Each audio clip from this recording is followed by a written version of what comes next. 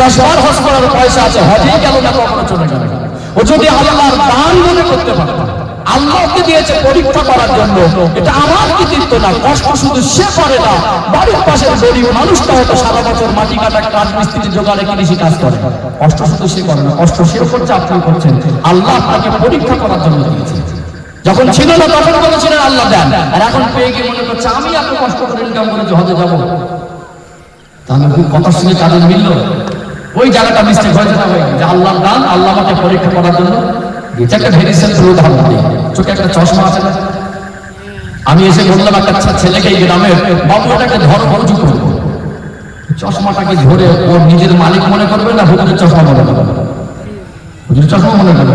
আমার অ্যাসিস্ট্যান্ট সঙ্গী আসার পরে বললাম চশমাটাকে দিয়ে দাও, জল সাথে তুমি এমনি ব্যস্ত, চশমাটা আমার সঙ্গী এসে গেছে, ওকে দিয়ে তুমি যাও তোমার কাছে। ও যদি মনে করে যেটা হুজুরের চশমা আমার কাছে কিছুক্ষণ দিয়েছিল, তাহলে ওর কাছে ফেরত দিতে বাঁধবে। আর ও যদি ধরে নিয়ে ভুলে যায় যেটা হুজুরের, ওটা আমার মনে করে ফেলে, যখন আবার ঘুরিয়ে বলবো চশমাটাকে দিয়ে, ও বলবো দেবো কেন? এসব কোন জায়গায় দাঁড়াচ্ছে? অথচ আল্লাহ দেওয়া সম্পদ নিয়ে, আল্লাহ দেওয়া ক্ষমতা নিয়ে, আল্লাহ দেওয়া সম্মান নিয়ে মানুষ উল্টো পথ আছে। নিয়েছে না নেই? নিয়েছে। চলুন একটা ধাপ বলেছি, ইনশাআল্লাহ আমি আরো ধাপ আসবো ইনশাআল্লাহ। গরিবদের কথা একটা ধাপ দেবো ইনশাআল্লাহ। ও ভাইরা, সোনার মানিক যুবকেরা, আব্বারা মায়েরা, আর একটা আয়াত তুলে ধরবে, আরেকটা আয়াত তুলে ধরবে, আর একটু পরিষ্কার হয়ে যাবে। এটা ধোঁকা দেওয়ার জায়গা নয়। আমি লোকের কথা বলে অভ্যস্ত। দুনিয়াতে আল্লাহ গরিব কেন করেছেন? আমরা যদি কোরআনুল কারীমে খোঁজে, এর উত্তর আল্লাহ পাক দিয়ে রেখেছেন। কোরআনুল কারীমের 30 নম্বর পারা, সূরাতুল ফাজরের 16 নম্বর আয়াত, আল্লাহ পাক বলেন, ওয়া আম্মা ইযা মাবতালাহু ফাকাদারা আলাইহি রিজকাহু ফায়াকুলু রাব্বি আহানান। আমি আল্লাহ মানুষকে পরীক্ষা করার জন্য যখন অভাব অনাটন দেয়, আমি আল্লাহ যখন তার রিজিককে সংকুচিত করে দেয়, মানুষ বলে ফায়াকুলু রাব্বি আহানান, আল্লাহ আমাকে হেয় করেছে। অথচ আমার আল্লাহ পাক বলেন, আমি কাউকে যদি অভাব অনাটন দুঃখ কষ্ট দেই, সেটাও আমি আল্লাহ তাকে দিয়েছি, ওটা তার পরীক্ষা করার জন্য। ওটাও দুনিয়াতে আমরা মানুষ যার অবস্থান যেমনই হোক, আমরা প্রত্যেকের নিজ নিজ অবস্থান থেকে আল্লাহর কাছে পরীক্ষা। এখানে আর একটা তুলে ধরে আমি তো পরিষ্কার হবে ইনশাআল্লাহ। ও ভাইরা, সোনার মানিক যুবকেরা, আব্বারা মায়েরা, কোরআনুল কারীমের 114টি সূরার ভিতরে 67 নম্বর সূরার নাম হলো সূরাতুল মুলক। 29 পারা শুরুতে পাবেন সূরাতুল মুলকে 2 নম্বর আয়াত, আল্লাহ পাক বলেন, আল্লাযী খালাকাল মাউতা ওয়াল হায়াতা লিয়াবলুয়াকুম আইয়ুকুম আহসানু আমালা। আমি আল্লাহ হায়াত আর মওতকে এই জন্য সৃষ্টি করেছি, বান্দা বান্দে কতটুকু কাজ করে আসতে পারে সেটা তাকে পরীক্ষা করার জন্য। অর্থাৎ আল্লাহ আমাদেরকে সম্পদ কাউকে যদি কম দেন, আল্লাহ ভালোবাসেন না মন নয়, বরং তার প্রতি আল্লাহর ভালোবাসা অনেক বেশি। সেটা সে বোঝে না বলে দিনের পথে সে টিকে থাকতে পারে না, সেটা সে বুঝতে পারে না। তারপরে আমার আলোচনা শেষে বলে দেবো, ইসলামের দৃষ্টিকোণ থেকে ধর্মীয় আদেশে ইনকাম করে ধনী হবার পথটা ইনশাআল্লাহ। অনেক মানুষের অভিযোগ, এত ইনকাম করছে বরকত হয় না কেন? বরকতের তাবিজ আনতে যায়, কেন বরকত হয় না সেটাও বলে দেবো। আর যদি আপনার ধনী হওয়ার ইচ্ছা থাকে, সেটা ইসলামের দৃষ্টিকোণ থেকে পথটাও পরিষ্কার করে দেবো ইনশাআল্লাহ। তাহলে অভাবটাও কি পরীক্ষা করার জন্য। আফসোস করার গরিবের কোনো জায়গায় নেই, বরং ইসলামকে যদি বোঝেন আল্লাহ কেন গরিব করেছেন, আফসোস আজ থেকে থাকবেই না ইনশাআল্লাহ। এখানে একটা জিনিস বুঝবেন, আফসোস কেন করবেন? আপনিও মানুষ, ধনী আর একজন গরিব সেও মানুষ। এই দুজনের অবস্থান, আল্লাহ তাকে দুজনের অবস্থান থেকে পরীক্ষা নিচ্ছেন, কিন্তু অধিকার আর সম্মানে আল্লাহ যার কম বেশি করেনি। পৃথিবীর মধ্যে নবী বলছেন সব থেকে উৎকৃষ্ট জায়গা হলো মসজিদ, ঠিক তো নাকি? নিকৃষ্ট জায়গা বাজার। নবী বলছেন আফজালুল ইবাদাতি ইবাদাতুস সালাহ, যত ইবাদত আছে সব থেকে উত্তম ইবাদত হলো নামাজ। উত্তম ইবাদতের জন্য মসজিদে যাচ্ছি নামাজ। নামাজে গিয়ে শ্রেষ্ঠ জায়গায় গিয়ে দেখছি আমরা সৃষ্টির শ্রেষ্ঠ ইসলামের বিধান।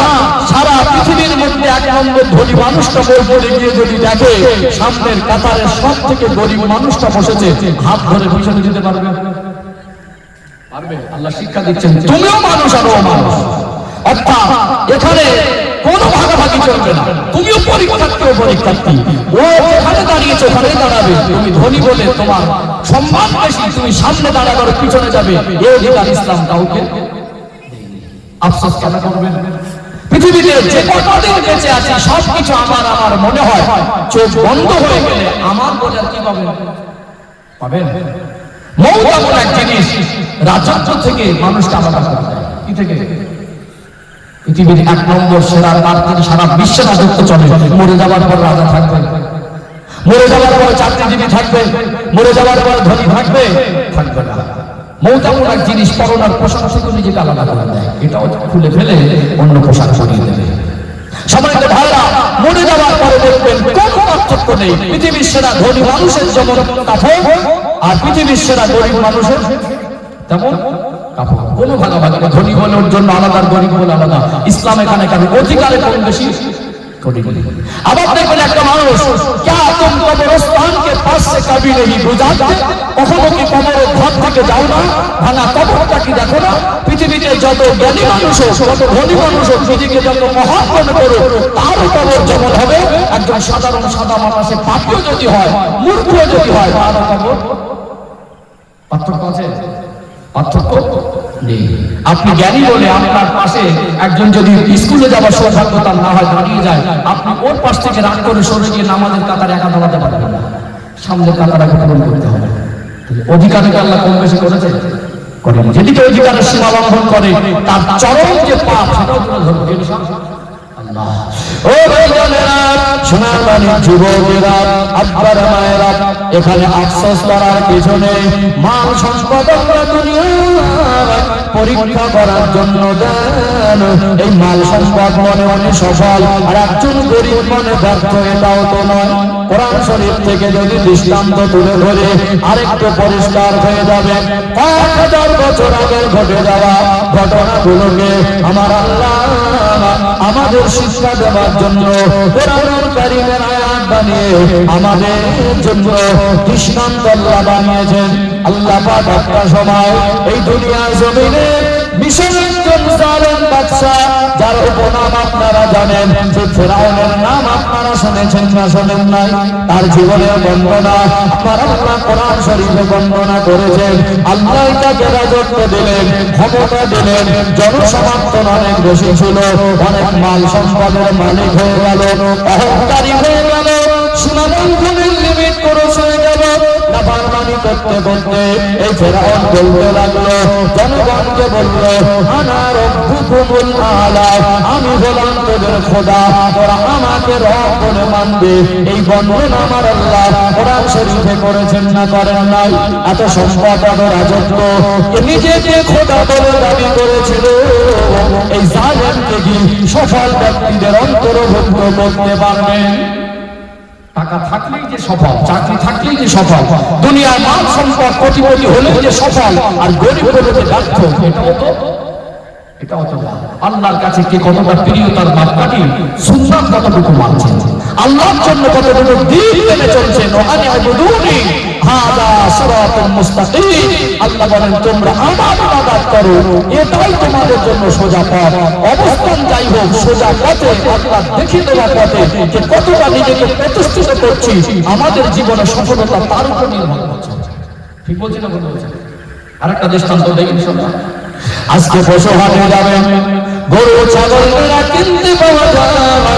আজ থেকে 1400 বছর আগে মক্কা মদিনার জমিনে বাজারে মানুষ কেনা বেচা হতো। বিভিন্ন গোত্রের মোড়লেরা, ধনী ক্যাটাগরির মানুষেরা, তারা পয়সার বিনিময়ে বাজার থেকে কিনিত দাস গোলাম কিনে আনত। পয়সার বিনিময়ে তাদেরকে কিনে এনে যা কাজ দিত তাই করতে বাধ্য হতো। তেমনি একজন কিনিত দাস গোলাম ছিলেন। তদানীন্তন সময়ে আমার রাসূলুল্লাহ সাহাবী হযরত বেলাল রাদিয়াল্লাহু আনহু গেছিল কৃতদাস গোলাম। আল্লাহ পাক কলেমার বাণী প্রচারের জন্য আমার নবীকে মহান দায়িত্ব দিলেন। নবী আমার কলেমার বাণী প্রচার করতে লাগলেন। দিন ইসলাম পৌঁছে গেল। আল্লাহ দেখিয়ে দেওয়া সোজা তার কাছে পৌঁছে গেল। যাকে মানুষ বাজারে বিক্রি করে দিত, যিনি দামি বংশের লোক ছিলেন না, চেহারা সৌন্দর্য ছিল না, ওই মানুষটার গাড়ি আর বাড়ি ছিল না, ব্যক্তিগত ভাবে 10 টাকারও মালিক নয়, যার কোনো ব্যাংক অ্যাকাউন্ট নেই, তিনি দিনের পথে নিজেকে প্রতিষ্ঠিত করলেন। আল্লাহ খুশি হয়ে গেলেন। তিনি আযান দিতেন। মদিনার মসজিদে নববী শরীফে আওয়াজটা পৌঁছে যেত আল্লাহ পাকের আরশে আযমে। বলেন না কি নসিব আল্লাহ তাকে করেছিলেন। সফল হতে গিয়ে তার ভালো গাড়ির দরকার হলো না, দামি পোশাকের দরকার হলো না, সুন্দর চেহারার দরকার হলো না। হৃদয়ের মধ্যে জায়গা দিয়ে দিলেন নূর নবী, দয়ার নবী, মায়ের নবীর ভালোবাসা তার চলার বলায় ইসলামের আলো বাস্তবায়ন হয়ে গেল। কি সফল জীবন আল্লাহ তাকে দিলেন। তিনি জমিন থেকে হাঁটতেন আর তার পায়ের অবস্থা আল্লাহ তাদের জান্নাতে শোনা যেত। এই দুটো জিনিস সফলতার মাপকাঠি, অর্থ আর অভাব। আমার কাছে অর্থ নেই বলে আমি ব্যর্থ, এমন তো না, তাহলে আফসোস থাকবে, তাহলে আফসোস থাকবে। অধিকার তো আল্লাহ কম বেশি করেছে, নামাজে কম বেশি নেই, কাতারে দেখবেন সব সমান, ঈদগার ময়দানে সমান, ইহরামের কাপড়ে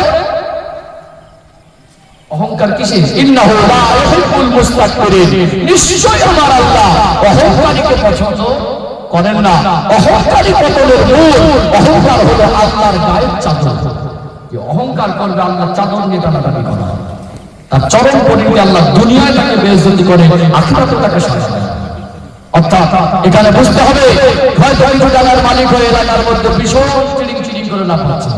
আল্লাহ হজ ফরজ করলেন, গিয়ে দেখবেন আপনি 6 লাখ টাকার মালিক হয়ে টাকার গড়ে, আপনার পাশে 6-7 কোটি টাকার মালিক, তারও কাপড়, তার যে ইহরামের কাপড় যেরকম আপনার। আল্লাহ বোঝান, তোমরা মানুষ, তোমরা সবাই পরীক্ষার্থী, তোমাদের জীবনের সফলতার মাপকাঠি অর্থ ভাবনা। আমি আল্লাহ তোমাদেরকে পরীক্ষা নিচ্ছি একটা অবস্থানের ভিতর থেকে, তুমি কতটা দিন মেনে চলছো, আমার এবং আমার রাসূলের কথা মেনে চলছো, তার উপরে তোমার জীবনের সফলতা নির্ভর করছে। আফসোস করার কিছু আছে? নেই। আরেকটু ক্লিয়ার করি, টাকার নাম কি সুখ? ভালো করে বুঝবেন। টাকা থাকলে কি সুখ শান্তি হয়? টাকা থাকলে কি ভোগ করা যায়? যায় না। আপনি আজকে যে খাবারটা খান, মনে করুন 150 বা 200 চালের ভাত খান, 2000 টাকার মালিক। আল্লাহ যদি 2000 কোটি টাকার মালিক বানিয়ে দেন, কাল থেকে আপনি 20 কিলো চালের ভাত খেতে পারবেন? পারবেন না। আপনাকে আল্লাহ একটা বাড়ি দিয়েছেন, ওই বাড়িতে ঘুমান। যদি আল্লাহ আপনাকে 20টা বাড়ি বানানোর তৌফিক দেন, একই টাইমে 20টা বাড়িতে আপনি ঘুমাতে পারবেন? ঘুমাতে হবে একটা বাড়িতে, যেটা খাচ্ছেন। হাদিস শরীফে এসেছে, পৃথিবীর সৃষ্টির 50,000 বছর আগে আল্লাহ আমাদের তাকদীর লিপিবদ্ধ করেছেন। সুবহানাল্লাহ। পৃথিবী সৃষ্টির 50,000 বছর আগে। আবার যখন আমরা মায়ের গর্ভে ছিলাম 4 মাস, আল্লাহ ওটাকে আরেকবার লিপিবদ্ধ করেছেন। তাকদীরে যেটা আছে, একটা জাররা দানা বেশি ভোগ করার ক্ষমতা আমাদের নাই। একটা মানুষের মনুষ্য অবস্থায় ইন্তেকালের অন্তিম সময় মালিকাল মাউত আজরাইল আলাইহিস সালাম যখন চূড়ান্ত প্রস্তুতি গ্রহণ করেন, এই মুহূর্তে না জান কবজ করবে, ওই মুহূর্তে একজন আল্লাহর ফেরেশতা এসে ওই ব্যক্তি, সে নারী হোক আর পুরুষ হোক, ওকে কানে কানে শোনায়, আল্লাহর বান্দা অথবা বান্দি, আল্লাহ আপনার রিজিকের তত্ত্বাবধানে আমাকে দায়িত্ব দিয়েছিলেন। গোটা পৃথিবীটা তন্ন তন্ন করে খুঁজে দেখেছি, আপনার জন্য সামান্য জাররা, এক ফোঁটা পানি আর একটা দানা রিজিক আমি আর খুঁজে পাই না। বেশি যে দিলে আল্লাহ ভোগ করবো, সেটাও তো সম্ভব। জীবনে যেটা চলে যদি যায় আলহামদুলিল্লাহ, আর এর অতিরিক্ত যত বেশি হবে হিসাব তত, যত বেশি হবে হিসাব তত বেশি হবে। আল্লাহ কি না খাইয়ে রেখেছে? আপনাদের কুলিয়া শরীফ মোল্লাপাড়ায় 3 দিন না খেয়ে আছে, একজনের নাম ধরে তুমি না খাইয়ে রেখেছে? রাখেনি। সম্মানিত ভাইরা, আরেকটু ক্লিয়ার করি, একটা মানুষ যে মানুষটা মনে করে যে হয়তো বা ওর বিল্ডিং বালাখানার ভিতরে সুদ, এটাও ভুল কথা। বাস্তবতা দেখুন, একজন গরিব মানুষ মনে করুন মাটি কাটা কাটা গেছে, তো দুপুর হয়ে গেল, গেঞ্জিটা গামে ভিজে, বাড়িতে করার স্ত্রী ফোন করে বললো কয়েকদিন গোস্ত রান্না হয় না, বাচ্চাগুলো বলছিল গোস্ত খাবো। তুমি ভাবলেন আমি কেমন বাবা, আমার সন্তান গোস্ত খাবে বলেছেন, আমি গোস্ত দিয়ে দিতে পারবো না। হয় কি করে বাবার মন মানে 500 টাকা ওই গেঞ্জি ভিজে দেবো, 500 টাকা নিয়ে গোস্ত কিনে দেবো। বাবুরাটের মার্কেট থেকে কিনে বাড়ি আনলো, রাত্রের বেলা রান্না হলো, ছেলে মেয়ে বিবি বাচ্চা পরিবার নিয়ে ডিম খুলে খেয়ে এসার নামাজ পড়ে ঘুমিয়েছে। রাতের বেলা 2 ঘন্টা কারেন্ট ছিল না, জানতেই পারে। যখন মসজিদে আজান হচ্ছে, মুয়াজ্জিন আজান দিচ্ছে আসসালাতু খায়রুম মিনান নাওম, ওই নামাজি মানুষটা ঘুমিয়ে গেছে। অভ্যাস আছে না নেই? যারা ফজরের নামাজে আসতো আসসালাতু খায়রুম মিনান নাওম, মানে আজানের অবস্থা যেন তাদের কাছে অ্যালার্ম লাগে না। ঠিক আছে, এখন না মোবাইল হয়েছে, আগে মোবাইল ছিল, এমনি মানুষ হয়ে যেত, যেত না একটা অভ্যাস। আল্লাহ হৃদয় টানে, টানে কি টানে না? অর্থাৎ দেখা যাচ্ছে ওই মানুষটা তাহলে তার অভাব থাকতে পারে, কিন্তু সে তৃপ্তি ভরে খেয়েছে, শান্তির ঘুম ঘুমিয়েছে।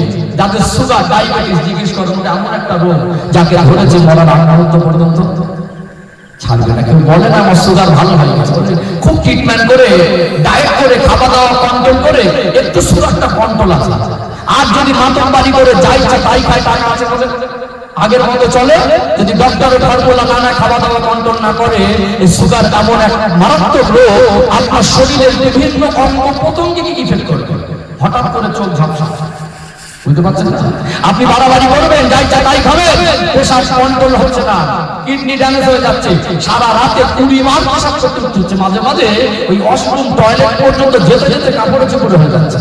বেচারা নার্ভাস হয়ে দেখছে খাওয়া দাওয়া কন্ট্রোল করা ছাড়া কোনো উপায় নেই। আপনাদের কাছে বলছে ডাক্তারবাবু যে কটা দিন আছি কিভাবে চললে সুস্থ থাকবে তাই নাই।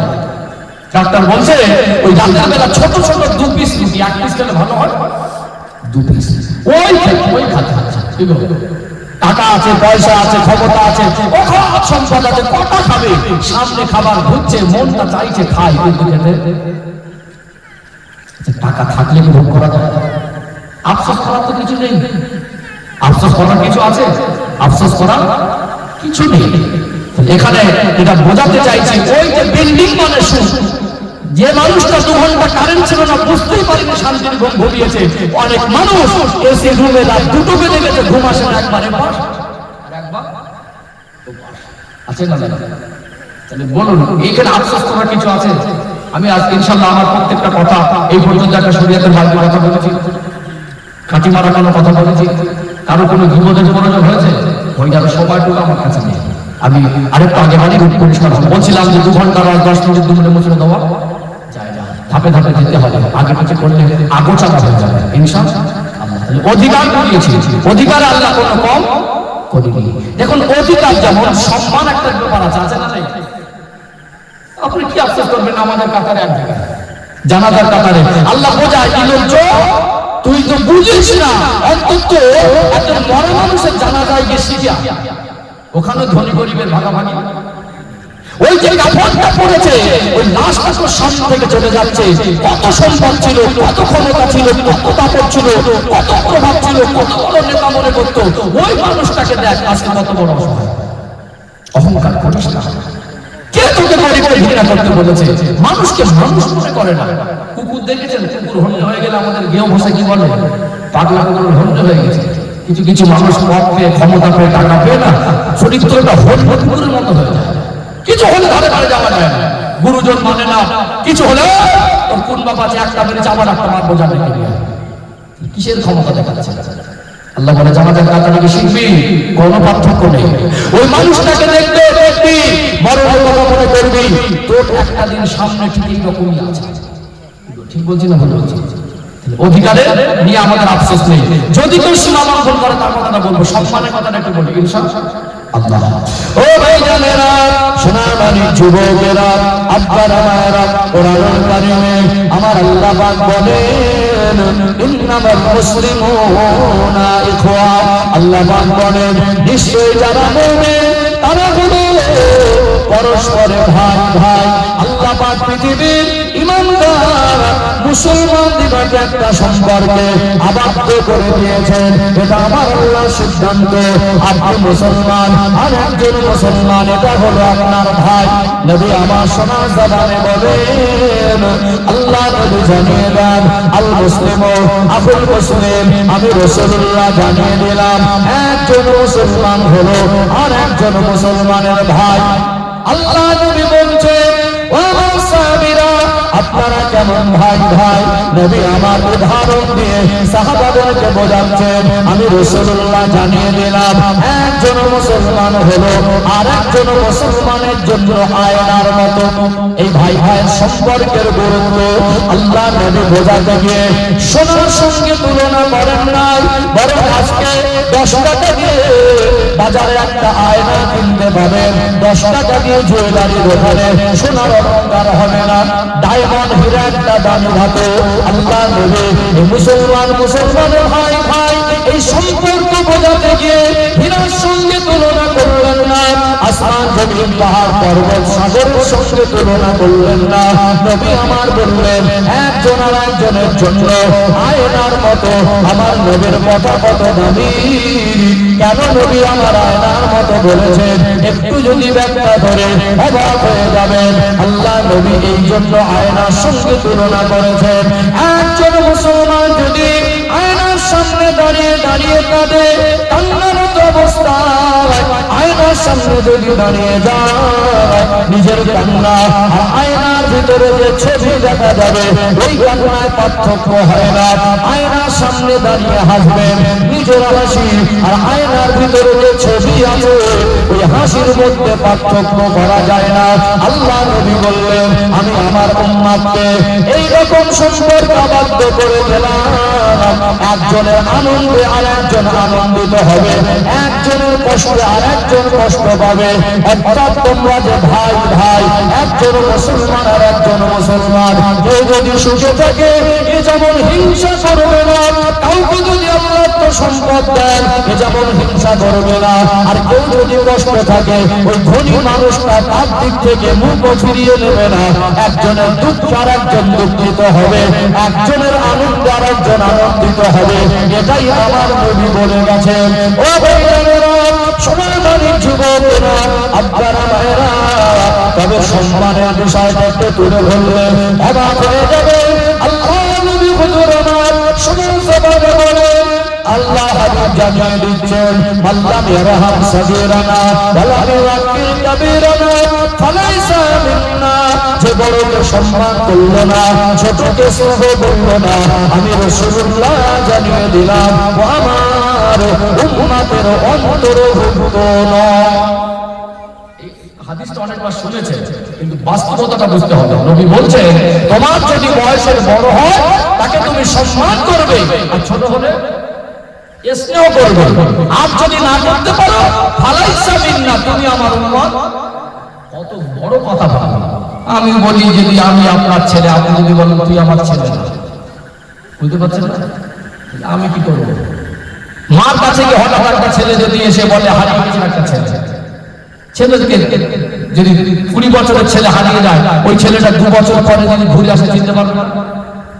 তো একটা অপরিচিত ছেলে এসে ওর মার কাছে বলে আমি তোমার ছেলে, মা যদি বলে আমার ছেলেকে আমি চিনবো না, 2 বছরের ব্যবধানে যতই পরিবর্তন হোক তাকে আমি চিনতে পারবো, তুই আমার ছেলে। মা যদি না মানে জোর করে আমার ছেলে হতে পারবে? তো এখানে বুঝতে হবে, নবী বলছেন এখানে ধনী গরিব ভাগাভাগি নেই। তোমার যদি বয়সের বড় হয়, সে তোমার কাছ থেকে সম্মান পাওয়ার হকদার। ইসলাম এটা ঠিক করে দিয়েছে, পৃথিবীতে আপনি গরিব বলে, অসহায় বলে, অসুস্থ বলে আপনার সম্মান নেই এমন নয়, বরং ইসলাম এখানে অধিকার যেমন সমান দিয়েছে, সম্মান সমান দিয়েছে। পৃথিবীতে সব থেকে ধনী মানুষটা, একজন মানুষ যদি পেটের দায়ে জুতো সেলাই করা কাজ করে, কারণ টয়লেটের চেম্বার পরিষ্কার করে, পৃথিবীর সব থেকে ধনী মানুষটার কাছ থেকে বয়সের বড় হলে সম্মান পাওয়া হবে। কি পাওয়ার হকদার? সম্মান পাওয়ার হকদার। তোমার যাই থাকুক ওটা তোমার ভাই, পরিবারী সম্পর্কের ভাই। আল্লাহ সিদ্ধান্ত করেছেন তোমরা ভাই ভাই, নবীও সিদ্ধান্ত করেছেন ভাই ভাই। তোমার কি আছে আর ওর কি আছে ওটা কোনো ব্যাপার নয়। তোমার বয়সের বড় ওকে তুমি সম্মান করো। কথা কি বুঝতে পারছেন? তুচ্ছতা ছিল না। আজকে গরিব বলে এই পাশের বাড়ির মানুষ, রক্ত সম্পর্ক, আত্মীয়, গরিব বোনেরা দাম দেয় না, যদি দুটো পয়সা হয়ে গেছে বাইরে থেকে পুরো মেনে দাওয়াত করে খাওয়াচ্ছে। কি আছে না? গরিব বলে মসজিদের কমিটিতে জায়গা নেই। হারামখোর হোক, দরজা ঠেলা পাটি হোক, সুদখোর হোক, জালেম হোক, পয়সা থাকলে তার রাজত্ব। ঠিক বলছি না? সব ন্যায় নিষ্ঠবান, তার কোনো মূল্যই নেই সমাজে। মাদ্রাসার কমিটি হতে পারছে না, মসজিদের কমিটি হতে পারছে না, একটা ভালো বিচারকের পদে তার কোনো সম্মান নেই, গরিব বলে তাকে সবসময় অবহেলা। ঠিক বলছি না? ভুল বলছি? ইসলাম ভাবতে কথা বলে, ইসলামের কথা অধিকার যেমন সমান সমান বুঝিয়ে দিয়েছে, সম্মান এটাই যেমন পৃথিবীর সব থেকে ধনী মানুষটা থেকে সব থেকে গরিবটা বয়সের বড় হলে সম্মান পাওয়ার হকদার। পৃথিবীর সব থেকে বড় আল্লাহর ওলি থেকে সব থেকে বড় পাপীটাও সম্মান পাওয়ার হকদার। কথাটা আপনার কাছে একটু মনে, আপনাদের কাছে বেকার লাগছে, সদা কথা দেবো। আপনারা বলবেন আমার কি উতমাস করছেন? পৃথিবীর সব থেকে বড় আল্লাহর ওলির কাছে সব থেকে বড় পাপীটা সম্মান পাওয়ার হকদার। মাথা ঢুকছে না, এরপরটা উল্টো উল্টো লাগছে না? হ্যাঁ বুঝান না, সোজা কথা দেয়, সোজা কথা দিচ্ছেন। পৃথিবীতে একটা মানুষ যদি মনে করে যে পৃথিবীতে যত মানুষ আল্লাহ পাঠিয়েছিলেন আর পাঠাবেন সব থেকে বেশি দেখি আমার, আর একটা মানুষকে যদি মনে হয় এই মানুষটার মতো বড় পাপী পৃথিবীতে কেউ নেই, তথাপি বয়সে বড় বড় সম্মান করতে হবে। ও তোমার ভাই, নবী সিদ্ধান্ত, তোমার বয়সের বড় সম্মান করো, ওর পাপকে ঘৃণা করো, পাপীকে নয়। আজকে পৃথিবীর সব থেকে বড় পাপী কাল যদি অনুতপ্ত হয়ে তওবা করে আল্লাহর কাছে কাঁদে, আমার আল্লাহ যদি তাকে মাফ করে দেন, পৃথিবীর কারোর ক্ষমতা আছে কিছু করার? আছে? আজকে আমি বিশাল বড় হুজুর ইমানদার, কালকে যদি আমি বেঈমান হয়ে যাই, কি গো, মরণ পর্যন্ত ইমানের উপরে থাকবো, এইটুকু গ্যারান্টি দেওয়ার ক্ষমতা আছে? আশা আছে, গ্যারান্টি দেওয়ার ক্ষমতা? এই জন্য ভয় থাকে, আল্লাহর কাছে সারা জীবন দোয়া করি আমরা। কি করি? আল্লাহ মরণের সময় যেন ইমানের কলেমাটা নসিব হয়। কি বলছেন? জামায় মুসলমান হলে কি মুসলমান হওয়া যায়? টুপিতে মুসলমান হলে কি মুসলমান হওয়া যায়? মুসলমান দাবি করলে কি মুসলমান হওয়া যায়? না, পৃথিবীতে মুসলমান থেকেই মুনাফিক হয়, নামধারী মুসলমানই। কি গো, আল্লাহর নবী মজলিসে বসেছেন, রাসূলুল্লাহ বসেছেন, খেতে 10-10খানা বিছিয়ে সাহাবাদের নিয়ে, এইরকম বড় বড় দাড়ি, মাথায় পাগড়ি, রাসূলুল্লাহ সঙ্গী হয়ে খাবার খাচ্ছেন। তাকে কি বলবেন? আমার নবী নামাজ পড়াচ্ছেন, পেছনে ইক্তেদা করছেন, আমার নবী বক্তব্য দিচ্ছেন, মাথা নেড়ে নেড়ে শুনছেন। মুসলমান হতে পেরেছে? নবী মজলিস থেকে উঠে ইসলাম বিরোধী কাজ করত, ইসলামের বিরুদ্ধে ষড়যন্ত্র করত, সামনে নবী মানা, পিছন থেকে ইসলাম বিরোধী নবীকে গালি দিত। আছে না? কথাকে বুঝতে পারছেন? আমরা যাকে আল্লাহ বলি মনে করে আল্লাহ তাকে কি হালাতে নিয়ে যাবে আল্লাহ জানে। এই জন্য মনে করতে হবে এটাই, ইসলাম এটাই বলে তুমি যতই বড় দিনদার হও, যতই বড় পাপী হতে পারে, তোমার ভাই যদি বয়সের বড় হয় সম্মান পাবা। তুমি যতই শিক্ষিত হও, স্কুলে যদি একবার যাওয়ার সৌভাগ্যতা না হয়, সেও তোমার বয়সের বড় হলে সম্মান পাবা। অধিকার আর সম্মানে যদি কেউ জুলুম করে, তাহলে তার পরিণাম কি এখানে একটু তুলে ধরবে ইনশাআল্লাহ। এই সম্মানের দাম, অধিকারের দাম কতটা, এটা একটু জানতে হবে ইনশাআল্লাহ। আলোচনা বুঝতে পারছেন? অসুবিধা হচ্ছে নাকি? আপনি ক্লিয়ার হবে ইনশাআল্লাহ।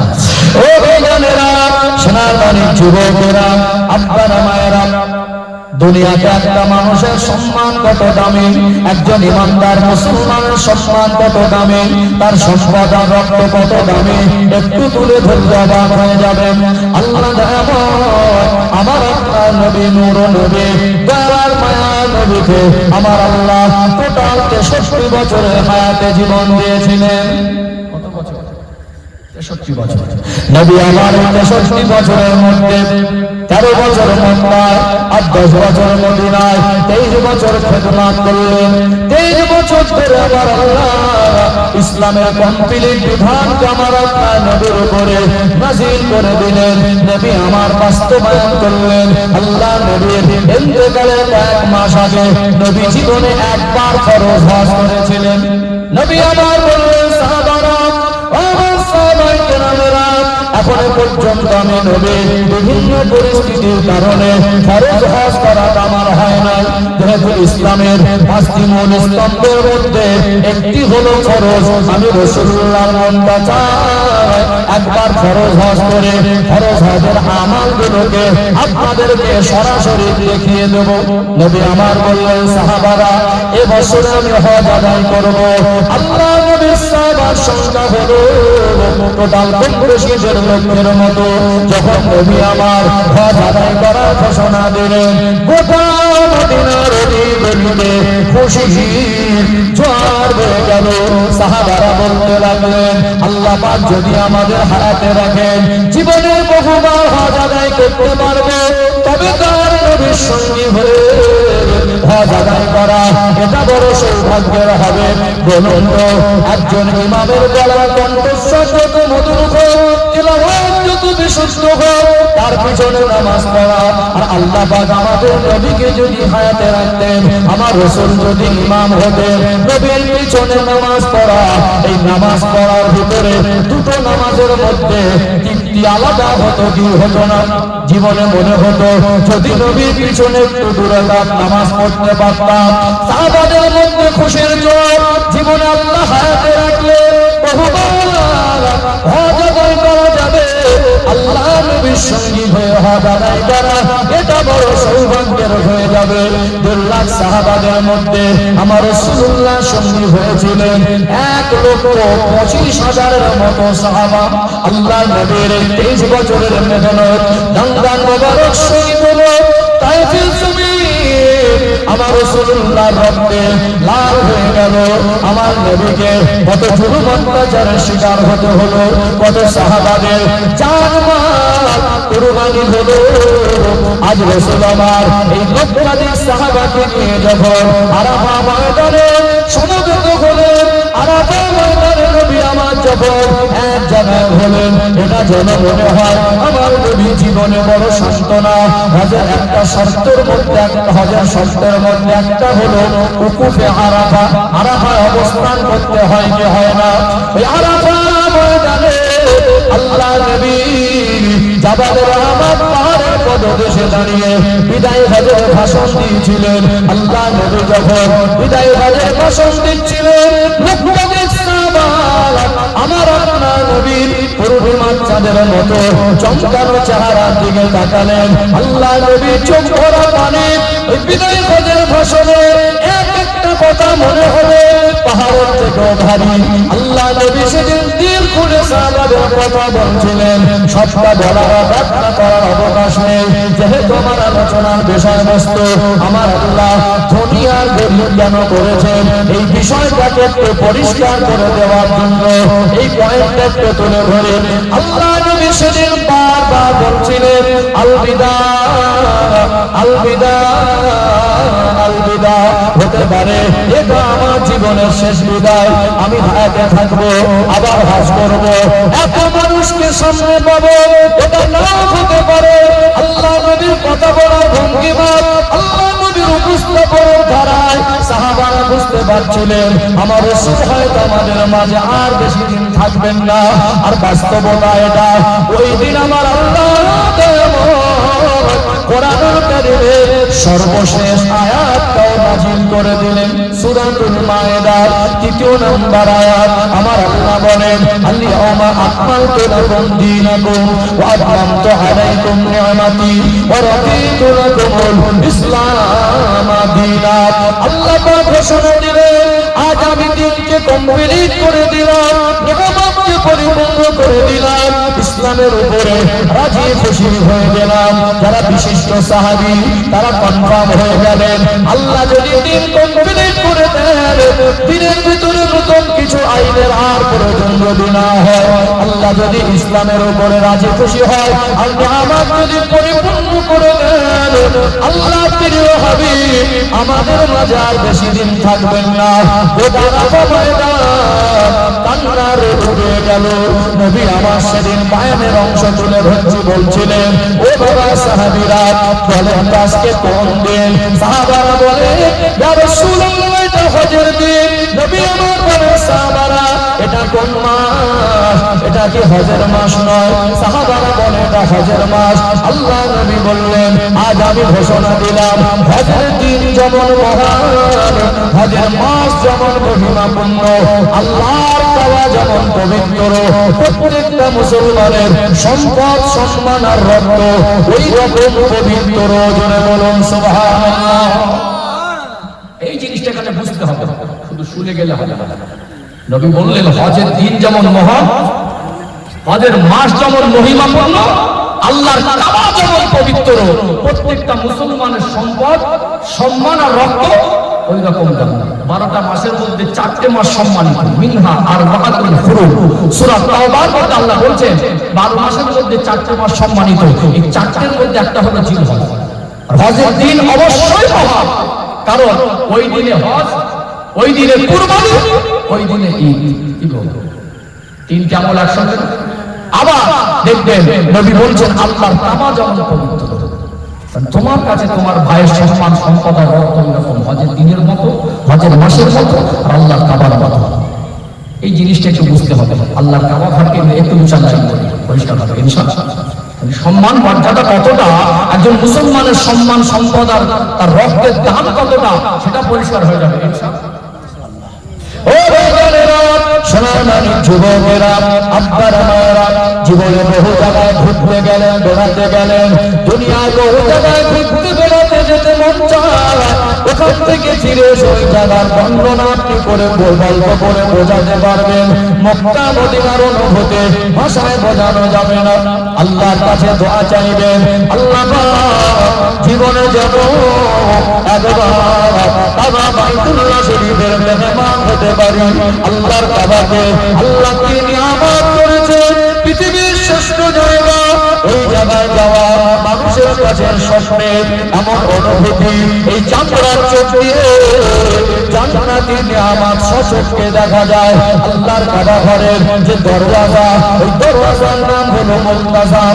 256 কেজির মতো খাঁটি সোনা দিয়ে বানানো ওই দরওয়াজা ধরে দোয়া চাইবেন। ওই দোয়াটা আল্লাহ পাকের দরবারে কবুল হয়ে যাবে। জোরে বলুন সুবহানাল্লাহ। কাবা শরীফের ছাদের পানি যে জায়গায় পড়ে ওটা হাতিমে কাবা।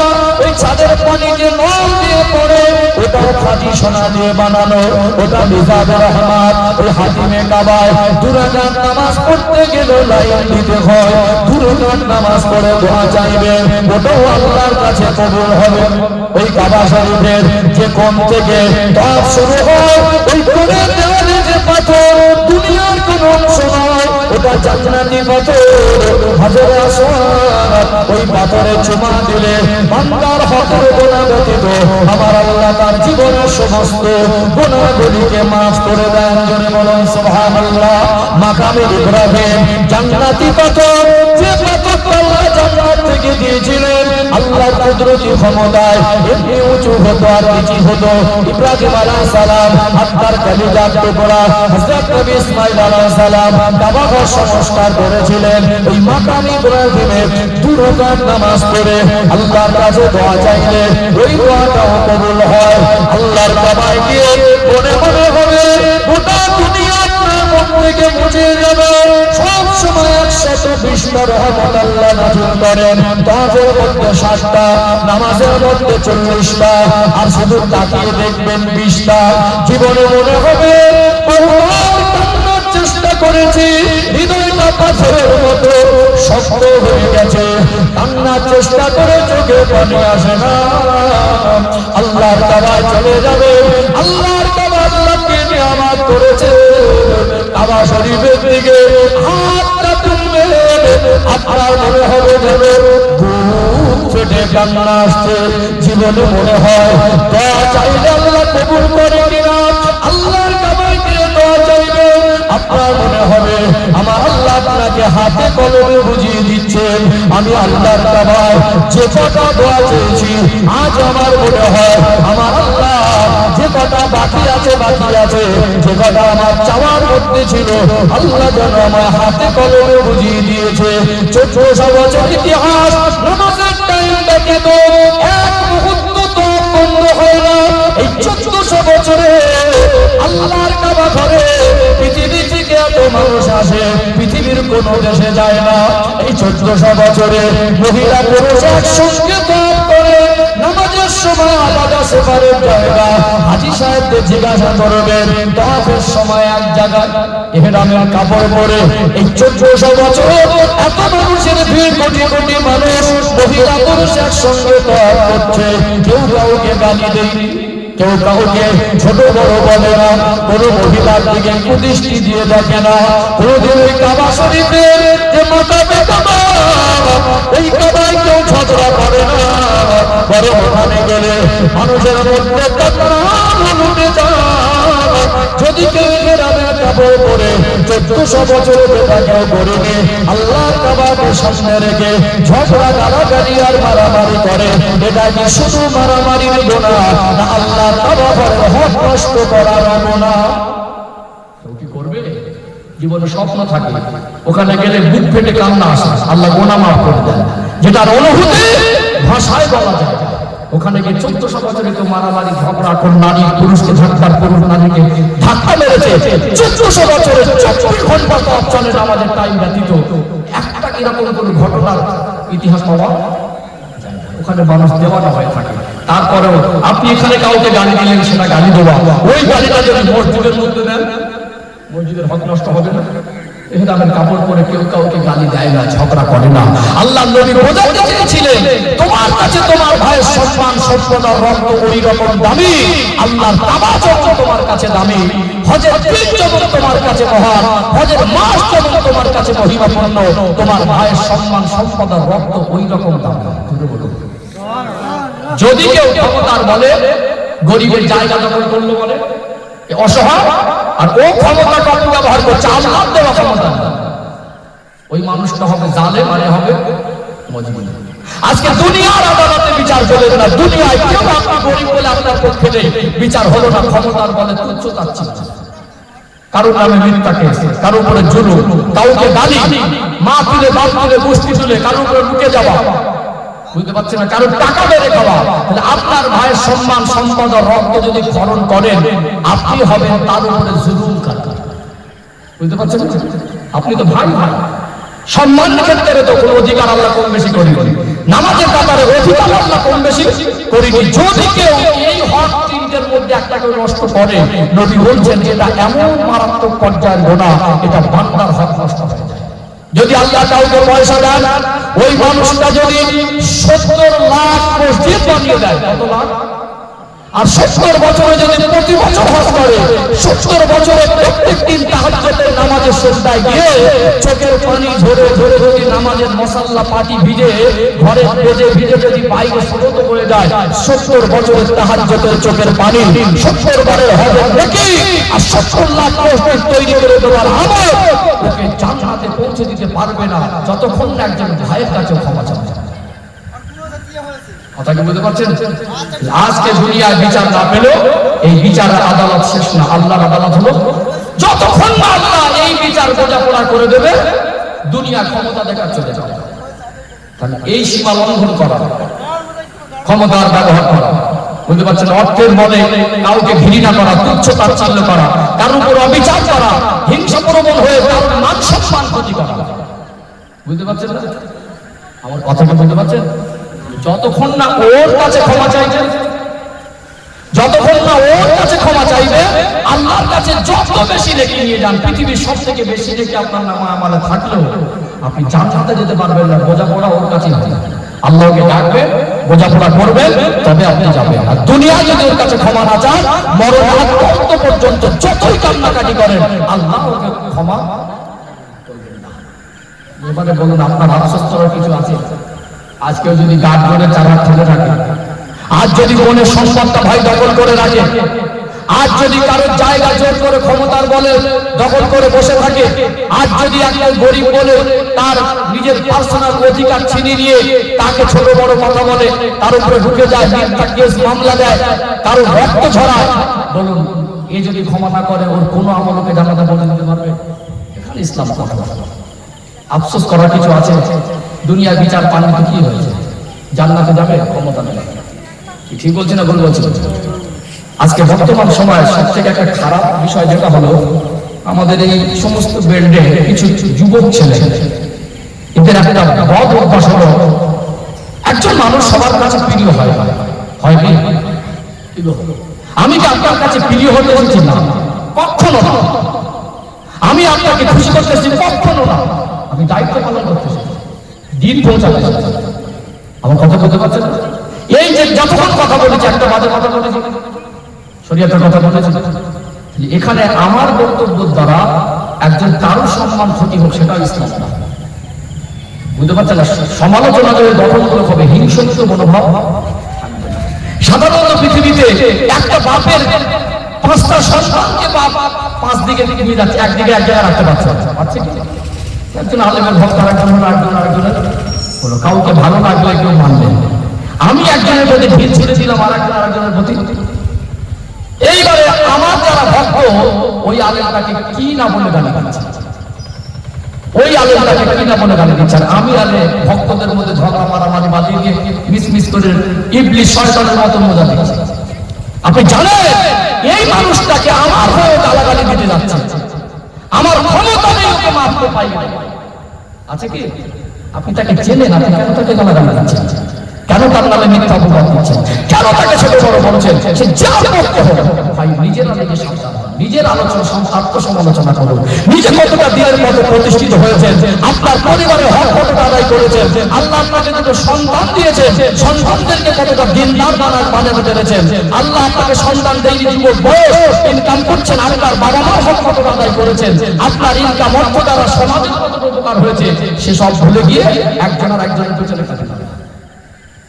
সমাজ একটা নোংরা পরিবেশ তৈরি হয়ে গেছে, গেছে না যায়নি একটা রাগুদার গেছে না। কেন আপনি একটা ফেসবুকের লেখনের মাধ্যমে একজন আলেমকে গালাগালি দিয়ে আপনি কেন কার কাছে ভালো হতে চাইছেন? কার কাছে কেন আপনি আপনার নিজের পাপের মধ্যে ভালো পাচ্ছেন? ভালো মানুষ, খোদা ভেবে মানুষ, মানুষের সম্মান নিয়ে টানাটানি করে না।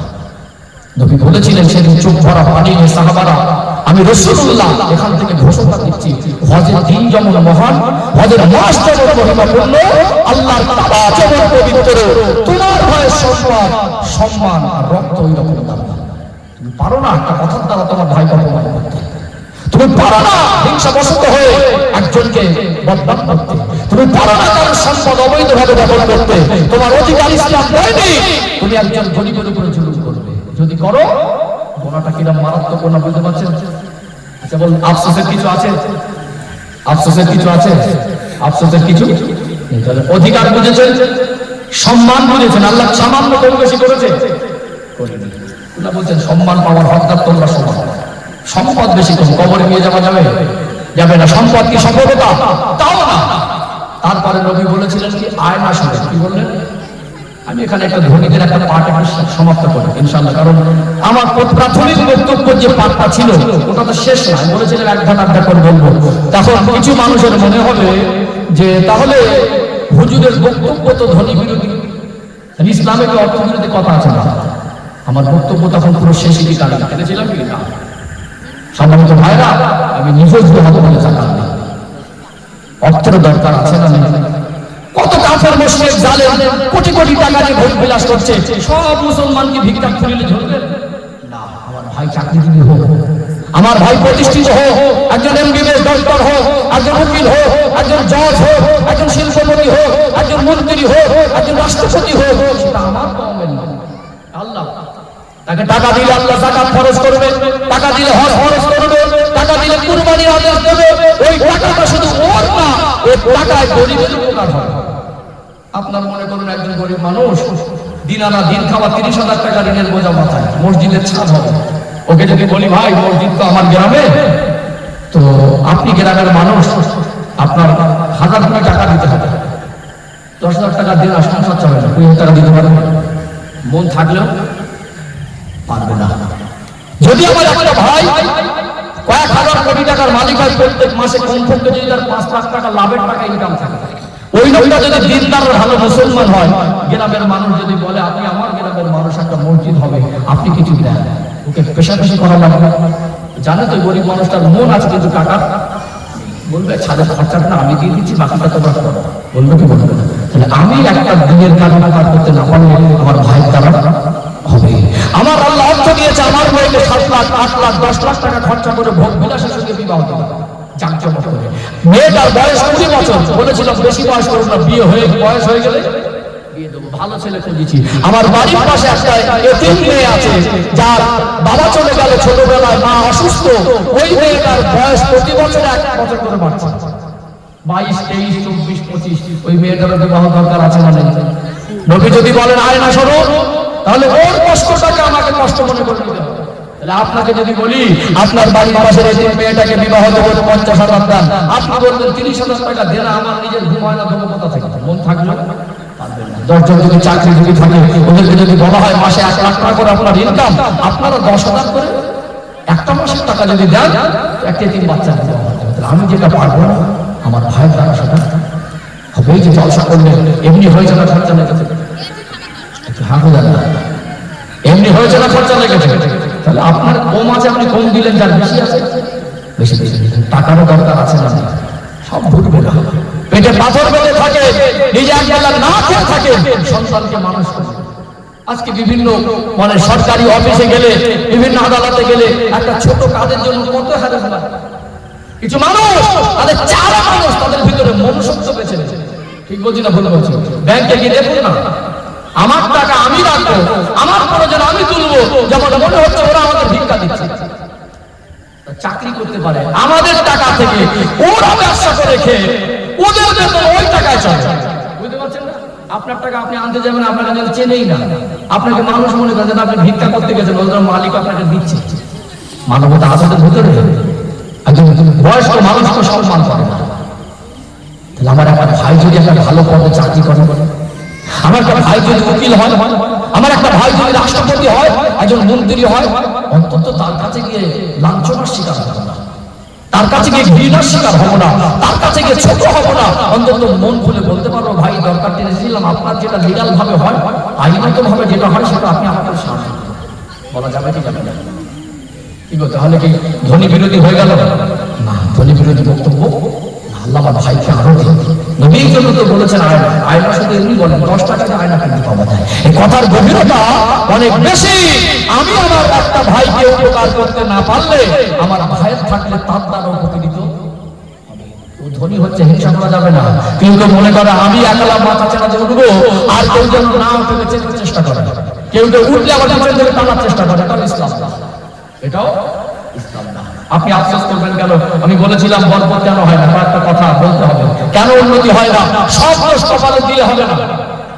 আমি এই পর্যন্ত যে কথা বলেছি বুঝতে পেরেছেন? বরকত কেন হয় না? আপনার যদি তারপরে মনে হয় যে আমার টাকা পয়সা ইনকাম দরকার, আমি ধনী হব, সেই পথটাও ইসলামে আছে কিনা একটু ক্লিয়ার করে দিই ইনশাআল্লাহ। আরে তাকবীর দান তো না, আর তাকবীর আলোচনা অসুবিধা হচ্ছে নাকি? একটু বুঝতে পারছেন? ইনশাআল্লাহ এই শিক্ষাগুলো যেগুলো আমাদের জীবনে লাস্ট পয়েন্ট আসবে, অনেক গুরুত্বপূর্ণ শিক্ষা আসবে ইনশাআল্লাহ। এটা আমাদের কিছু ত্রুটি সংশোধন হবে। এতক্ষণ যেটা বলেছি, আপনাকে কেউ যদি আল্লাহ কাউকে সম্মান, সম্পদ, রাজত্ব, নেতৃত্ব দেয়, নেতা হয় বা রাজা হয়, চাকরিজীবী হয়, ধনী হয়, তার মানে সে মহান কিছু হয়ে গেছে।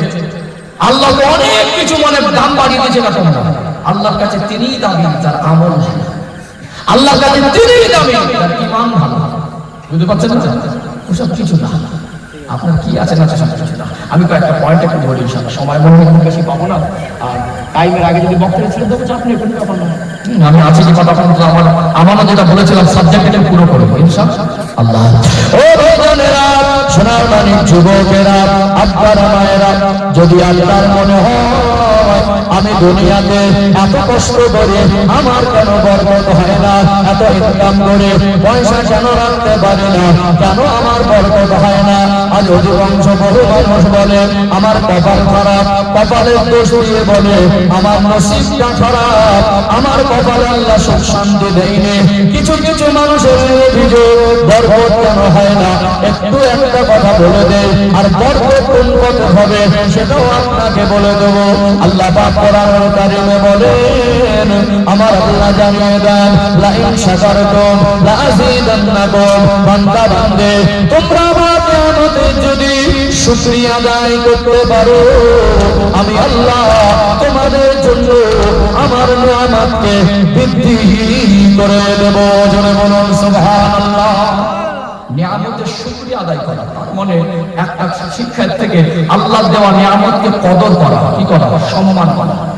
আল্লাহ দেওয়া নিয়ামতকে, একজন মানুষ ইনকাম করছে হালাল, সারাদিন ফেরি করে, গাড়ি চালিয়ে, টোটো চালিয়ে, ভ্যান চালিয়ে, কাজ করে, রাজমিস্ত্রি করে, জোগাড় করে 500 টাকা হালাল টাকা নিয়ে সন্ধ্যাবেলা যদি গাঁজা খায়, হালাল টাকাকে সম্মান করা হলো না অপমান করা হলো? ওই টাকা যদি মদ কিনে খায়, ওকে সম্মান করা হলো না অপমান করা হলো? আপনি যে আল্লাহ দেওয়া নিয়ামতকে কদর করেন না, সম্মান করেন না, আল্লাহ আপনার জন্য নিয়ামত বাড়াবে না। দ্বিতীয়ত, কিছু কিছু আমাদের ঘরের মায়েদের বদ অভ্যাস, প্রচুর মোটা। কি মোটা? লাগবে 1.5 কিলো চাল, প্রত্যেক দিন নেবে 2 কিলো।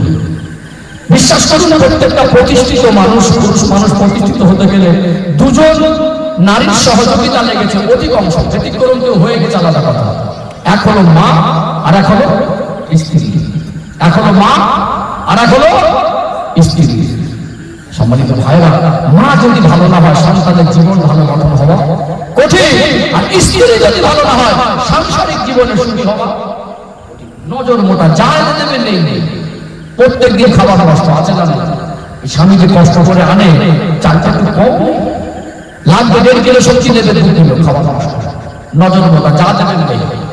এটা একটা বদ অভ্যাস। আর একটা বদ অভ্যাস, আমাদের ছোট ছোট বাচ্চারা একটু বড় হলে আমরা তাদেরকে খাওয়ানো শেখাই।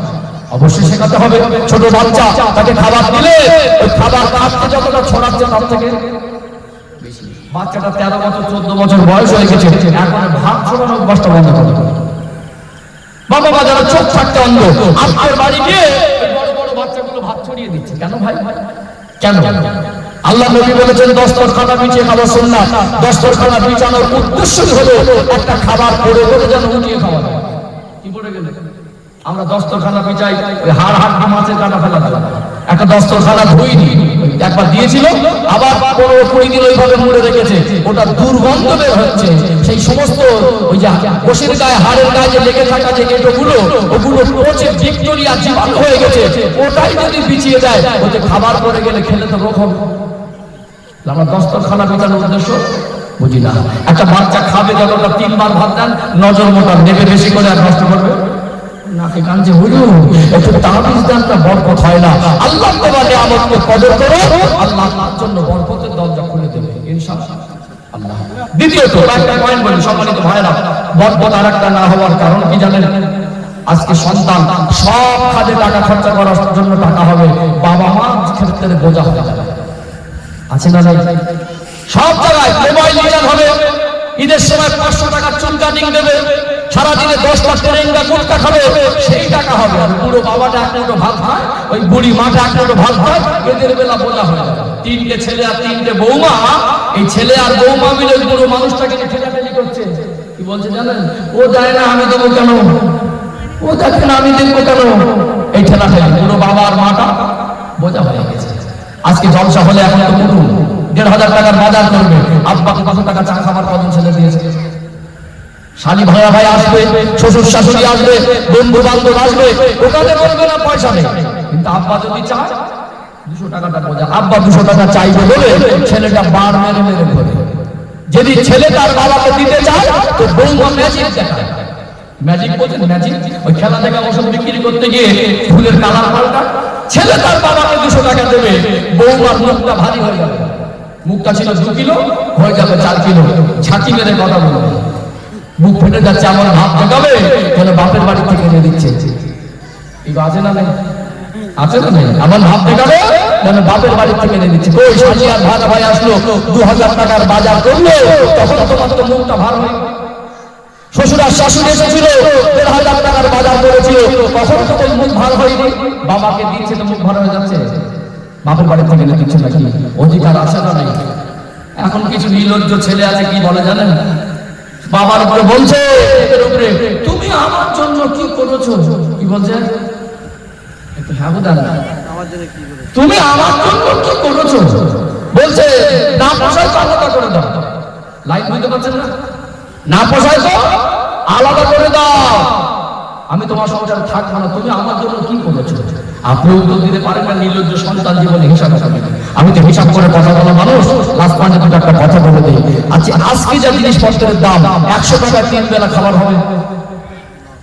300 টাকা 100 টাকা 3 বেলা বেঁচে থাকার মতো শাক ভর্তা ডাল ভাত খেলে ভাত ভাতে খেলে 100 টাকা পাবে, তাহলে মাসে 3000, 12 মাসে 36,000।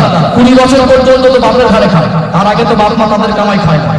20 বছরে 7,20,000 কত টাকা? 7 থেকে 10 লক্ষ টাকা খেয়ে হজম করে দিয়েছে। এখন মুখের উপরে বলছে তুমি আমার জন্য কি করেছো? তোমার ওই বাবা ধান চালিয়ে মজদুরি করে মাটি কেটে চাষের কাজ করে বা বোঝা বহন করে গেঞ্জি নিন্দালে ঘাম বের হতো, কষ্ট করে বাড়ি ফিরত, ওই অবস্থায় নিজে তোমার জন্য অন্যের কাছে হাত পেতে ঋণ করেছে বাচ্চা যেন খাবার কষ্ট না পায়। যেদিন বলেছিল আমরা আপেল খাবো, কাছে 2 কিলো আপেল কেনার পয়সা ছিল না, 30 টাকা দিয়ে 2 আপেল কিনে তোমাকে খাইয়েছিল। তোমার বাবা বাড়ি ফিরেছিল, গেঞ্জি ঘামে ভিজে গোসল হয়নি, ক্লান্ত শরীর দুটো খাবে গোসল করে। এখন তো মোবাইল, তখন বাড়ি এসে শুনছে স্ত্রী বাচ্চাকে নিয়ে হসপিটালে, গোসল করার খাবার কথা ভুলে গেছে। ওই অবস্থায় হসপিটালে চলেছে, সারা রাত মশার কামড়, সারা রাত প্রচন্ড গরম, সারা রাত বৃষ্টি বিদ্যুৎ চমকাচ্ছে বর্ষায়, মনটা খারাপ করে সারা রাত হসপিটালে চাতালে তোমার জন্য বসেছিল। 3টে সন্তানকে বাপ ধান চালিয়ে মজদুরি করে লোকের বাড়ি জোর করে মানদারি করে তোমার বাবা 3 জনকে মানুষ করেছে। 30 লাখ টাকা শুধু খেয়েছো, তোমার ওষুধ পালা গেছে, পোশাক গেছে, বাংলা লেখাপড়া শেখাতে গিয়ে প্রাইভেটের টাকা, স্কুলের টাকা, বই খাতা, পরীক্ষার ফি, পকেট খরচা সব কিছু তোমার বাবা দিয়েছে। তারপরে তুমি নির্লজ্জ বলছো আমার জন্য কি করেছো? 3টে সন্তানকে একজন বাবা বোঝা মনে করেনি, 3 জন মিলে পুরো মানুষটাকে বোঝা মনে হচ্ছে। হুজুরের কাছে হুজুর তাবিজ দেন না, সংসারে বরকত হয় না। তোমার জন্য বরকতের তাবিজ হলো তোমার বাবা মার দোয়া। নবী বলেন বিদায় হিজাব, বাবা মার পেছনে খরচা করলে, বাবা মা খুশি হলে আল্লাহ আরো খুশি হয়ে যায়। আল্লাহর কাছে দোয়া করলে ওই দোয়াটা সরাসরি আল্লাহর কাছে পৌঁছে যায়। আব্বার সঙ্গে ঝগড়া করে ঢুকে যাচ্ছে, মা বোঝা হয়ে গেছে, 15 দিন হয়ে গেছে, মাকে মা বলে একবার ডাকে না। মোবাইলে রিচার্জ করার সময় তো পয়সা হলো, 3 জন ছেলে মিলে 2 জন মানুষকে বোঝা মনে করছে। এখন তাবিজ খানায় তাবিজ আনতে গেলে বরকত হবে কি গো? তাবিজের ফাঁসি ঝোলাবেন, বরকত হবে না। বাবা মা তো সব থেকে বড় তাবিজ। আমার মাঝে মাঝে মনে হয় পৃথিবীর কোনো মার্কেটে যদি লজ্জা শরম কিনতে পাওয়া যেত, কিনে এনে নির্লজ্জ সন্তানদের দিতাম, তোদের কাছে না। বুঝতে পারছেন না? বরকত হচ্ছে। আপনাকে সব দিতে বলিনি, কিঞ্চিত আমার পিছনে যেটা সমার্থ, আপনি ডাল ভাত খেলে তাদের নিয়ে খান, আপনি যেভাবে চলছেন তাদের নিয়ে চলুন, ইনশাল্লাহ তারা খুশি হলে দোয়া করলে আল্লাহ বরকত দেবে ইনশাআল্লাহ। আপনার জন্য থেকে বড় দোয়া পৃথিবীর কোন হুজুর দিতে পারবে না। দ্বিতীয়ত আরেকটা পয়েন্ট বলি, কিছু কিছু আমাদের যুবকদের কিরকম অভ্যাস জানেন? 2-4 দিন আপনার সঙ্গে মিশবে, মিশে খুব মিষ্টি মিষ্টি কথা বলবে, 10-20 টাকা 30 টাকা খরচা করবে, চা খাও পান খাও, হট করে বলবে ভাই 1000-10 টাকা দাও না, শুক্রবার দেবো। খুব বিপদ। ওই 10,000 টাকা দিলে শুক্রবার জীবনে আর আসে না। আবার একজনের সঙ্গে মিশেছে, তার কাছ থেকে 15,000, আবার একজনের কাছে 5,000, শুক্রবার আর আসে না। যেই টাকা চাইবে কোনদিন দেখা হলে খুব অবস্থা খারাপ, এইবারে নাকি আমার কপাল খারাপ, আমার নসিব খারাপ, দিনকাল ভালো যায় না। কিন্তু লোকটা ভালো কাজ করতে পারে, ব্যবসা করতে পারে, ইনকাম করতে পারে, ঘন ঘন করে ঘুরছে, বুঝতে পারছেন? টাইমে বিড়ি খাচ্ছে, টাইমে গুটখা খাচ্ছে, টাইমে মানুষের পিছনে দেখাচ্ছে, ওই টাকা ধার করে আরেকজনকে খাইয়ে বন্ধু পাতে তার কাছ থেকে নিচ্ছে, ও কপালের জন্য দিচ্ছে, আমার কপাল খারাপ। আছে না নেই? তোমার বাড়ির পাশের মানুষটা, ওই গরিব মানুষটা হালাল রুজি কামার জন্য কি কষ্ট করে তো দেখে শেখা দরকার। সারাদিন ঘন ঘন করে ঘুরবে, বিড়ি খাবে, গুটখা খাবে, চিটিংবাজি করবে, আর সব দোষ কপালে দেবে, আল্লাহ আমার কপাল ভালো বলিনি, আমার কপালে সুখ শান্তি নেই। এই স্বভাব পরিবর্তন করা দরকার আছে না নেই? আছে না? আছে না? সম্মানিত ভাইরা, সবকিছু কপালে দোষ দিলে হয় না। হাঁড়িতে যদি চাল না দিয়ে শুধু পানি দিয়ে ঘোটায়, ভাত ভর্তি হয়ে যাবে। ভাত ভর্তি হবে না। ও বোনেরা, সোনামণি যুবকেরা, আব্বার মায়েরা, আর একটু পানি তুলে ধরলে আর একটু পরিষ্কার হয়ে যাবে। একটু দৃষ্টান্ত তুলে ধরে, কেননা নবী আমার সোনার জবানে বলেন, আসহাবিকান নুজুম বিআইহিম ইবতাদাইতুম। আমার একটা সাহাবা হলো নক্ষত্রের সমতুল্য। কোন একজন সাহাবাকে দেখবেন, হেদায়েত পেয়ে যাবেন। যদি আপনার মনে হয় আপনি ধনী হবেন, আল্লাহ নবী পিতামাতা জিন্নুরাইন হযরত ওসমান গনি রাদিয়াল্লাহু আনহু জীবনী থেকে আপনার শিক্ষা নেওয়া দরকার। আল্লাহ নবী বলেন পৃথিবীতে আমার আল্লাহ যত বরকত পাঠিয়েছেন টোটাল বরকত 10 ভাগ 9 ভাগ বরকত আল্লাহ ব্যবসার মধ্যে ঢুকিয়ে দিয়েছেন, আর 1 ভাগ বরকত আমার আল্লাহ সব খাতে বন্টন করেছেন। আমার নবীর কথার বাস্তবতাকে আজ একটু উপলব্ধি করুন। গোটা পৃথিবীর মানচিত্রে 2026 সালে 100 জন সেরা ধনীর তালিকা দেখবেন, এরা কেউ চাকরিজীবী নয়, সবকটা হলো ব্যবসায়ী। চাকরি করে একটা 2তলা 3তলা বাড়ি 4-5 দিকে জমি কেনা যেতে পারে, পৃথিবীর সেরা ধনী হওয়া যায় না। যারা পৃথিবীতে বড় বড় ব্যবসায়ী তারাই হলো পৃথিবীর সেরা ধনী। আপনার যদি মনে হয় আমাদের বাড়ির মানুষকে আল্লাহ এত কিছু দিয়েছে, আপনি একটা হালাল ব্যবসা করুন, ব্যবসার মধ্যে 9 ভাগ বরকত আমার আল্লাহ তাতেই বরকত দিয়ে দেবে। কিন্তু ব্যবসাটা যেন হালাল হয়, পন্থাটা যেন হালাল হয়। একজন সবজিওয়ালা সবজি কিনে এনেছে 20 টাকা করে পটলের কিলো, বাজারে বিক্রি করছে, দাম বলছে 25 টাকা। একজন খরিদ্দার বলল ভাই 23 টাকা করে যদি হয় তো 1 কিলো নেবো। ও তখন বলছে আল্লাহর কিরে ভাই 23 টাকায় কেনা। কিনেছে কত? 20 টাকা কিনেছে 20 টাকা। যে খরিদ্দার চলে যাচ্ছে 23 টাকা বলে আল্লাহর কিরে ভাই বিশ্বাস কর 23 টাকায় কেনা। আপনি পারলে আল্লাহর নাম দিয়ে একটা মিথ্যা কসম করতে 2 টাকার জন্য আল্লাহর নামটাকে ব্যবহার করলেন। তাবিজ আনতে হুজুর বরকতের একটা তাবিজ আনতে। পাইকারি মাল বিক্রি করবে যারা সবজি চাষি, উপরে সাজিয়েছে সব মানে স্যাম্পেল গুলো চকচক করছে, মনে করেছিল আজকে বেগুনের কিলো 25 টাকা পাবো পাইকারি। উপরে বুঝতে পারছেন না, উপরে গুলো সব চকচক করছে, ভিতরে কিছু পোকা পোকা ঢুকিয়ে দিয়েছে। এখন সকাল সকাল ভোরের বেলা তিনি ক্রেতা, তিনি বলছেন ভাই কত করে? আপনি বলে দেন চালাক ব্যবসা 27 টাকা কেনা যাবে 30 টাকা বিক্রি হবে। ও আশা করেছিল কত? 25। লোকটা বলছে আপনার তো মাল ঠিক লাগছে, ভিতরে ঠিক আছে তো? দেখছি আমি 25 টাকা আশা করেছিলাম, এখন তো দাম বলেছে 2 টাকা বেশি, প্রত্যেক ছেড়ে গেলে আমার লস হবে। বলছে হালকার থেকে ভালো করে যেমন ভিতরে তেমন ওই রকম ব্যবসা করলে লাভ হবে। আপনি জমিতে বরকত হয় না, আজ ফেলে কেন যাচ্ছেন? আল্লাহকে বলুন আল্লাহ 500 বছর আগে জমি কাটছিল আমি জানি না, আমি মারা যাওয়ার পরে 200 বছর কিয়ামত না হলে কে মালিক হবে আমি জানি না। জানা আছে এই জমির মালিক 200 বছর পরে কে হবে জানা আছে? জানি না। আল্লাহ যতটুকু আছে আমার আন্ডারে আসল মালিক আপনি। আমার ঘরে বৃদ্ধ বাবা মা, আমার ঘরে 20 মাস ছোট ছোট বাচ্চা, আমার বিবি আছে, আমার বাচ্চাদের দিনের পথ প্রতিষ্ঠিত করব, ভালো মানুষ করব, আমার মন চায় বাবা মার খেদমত করব। আপনি যদি বরকত দেন দিনের কাজেও কিছুটা ব্যয় করব, আল্লাহ আপনি বরকত দেন। আল ফেলে যাচ্ছেন কেন?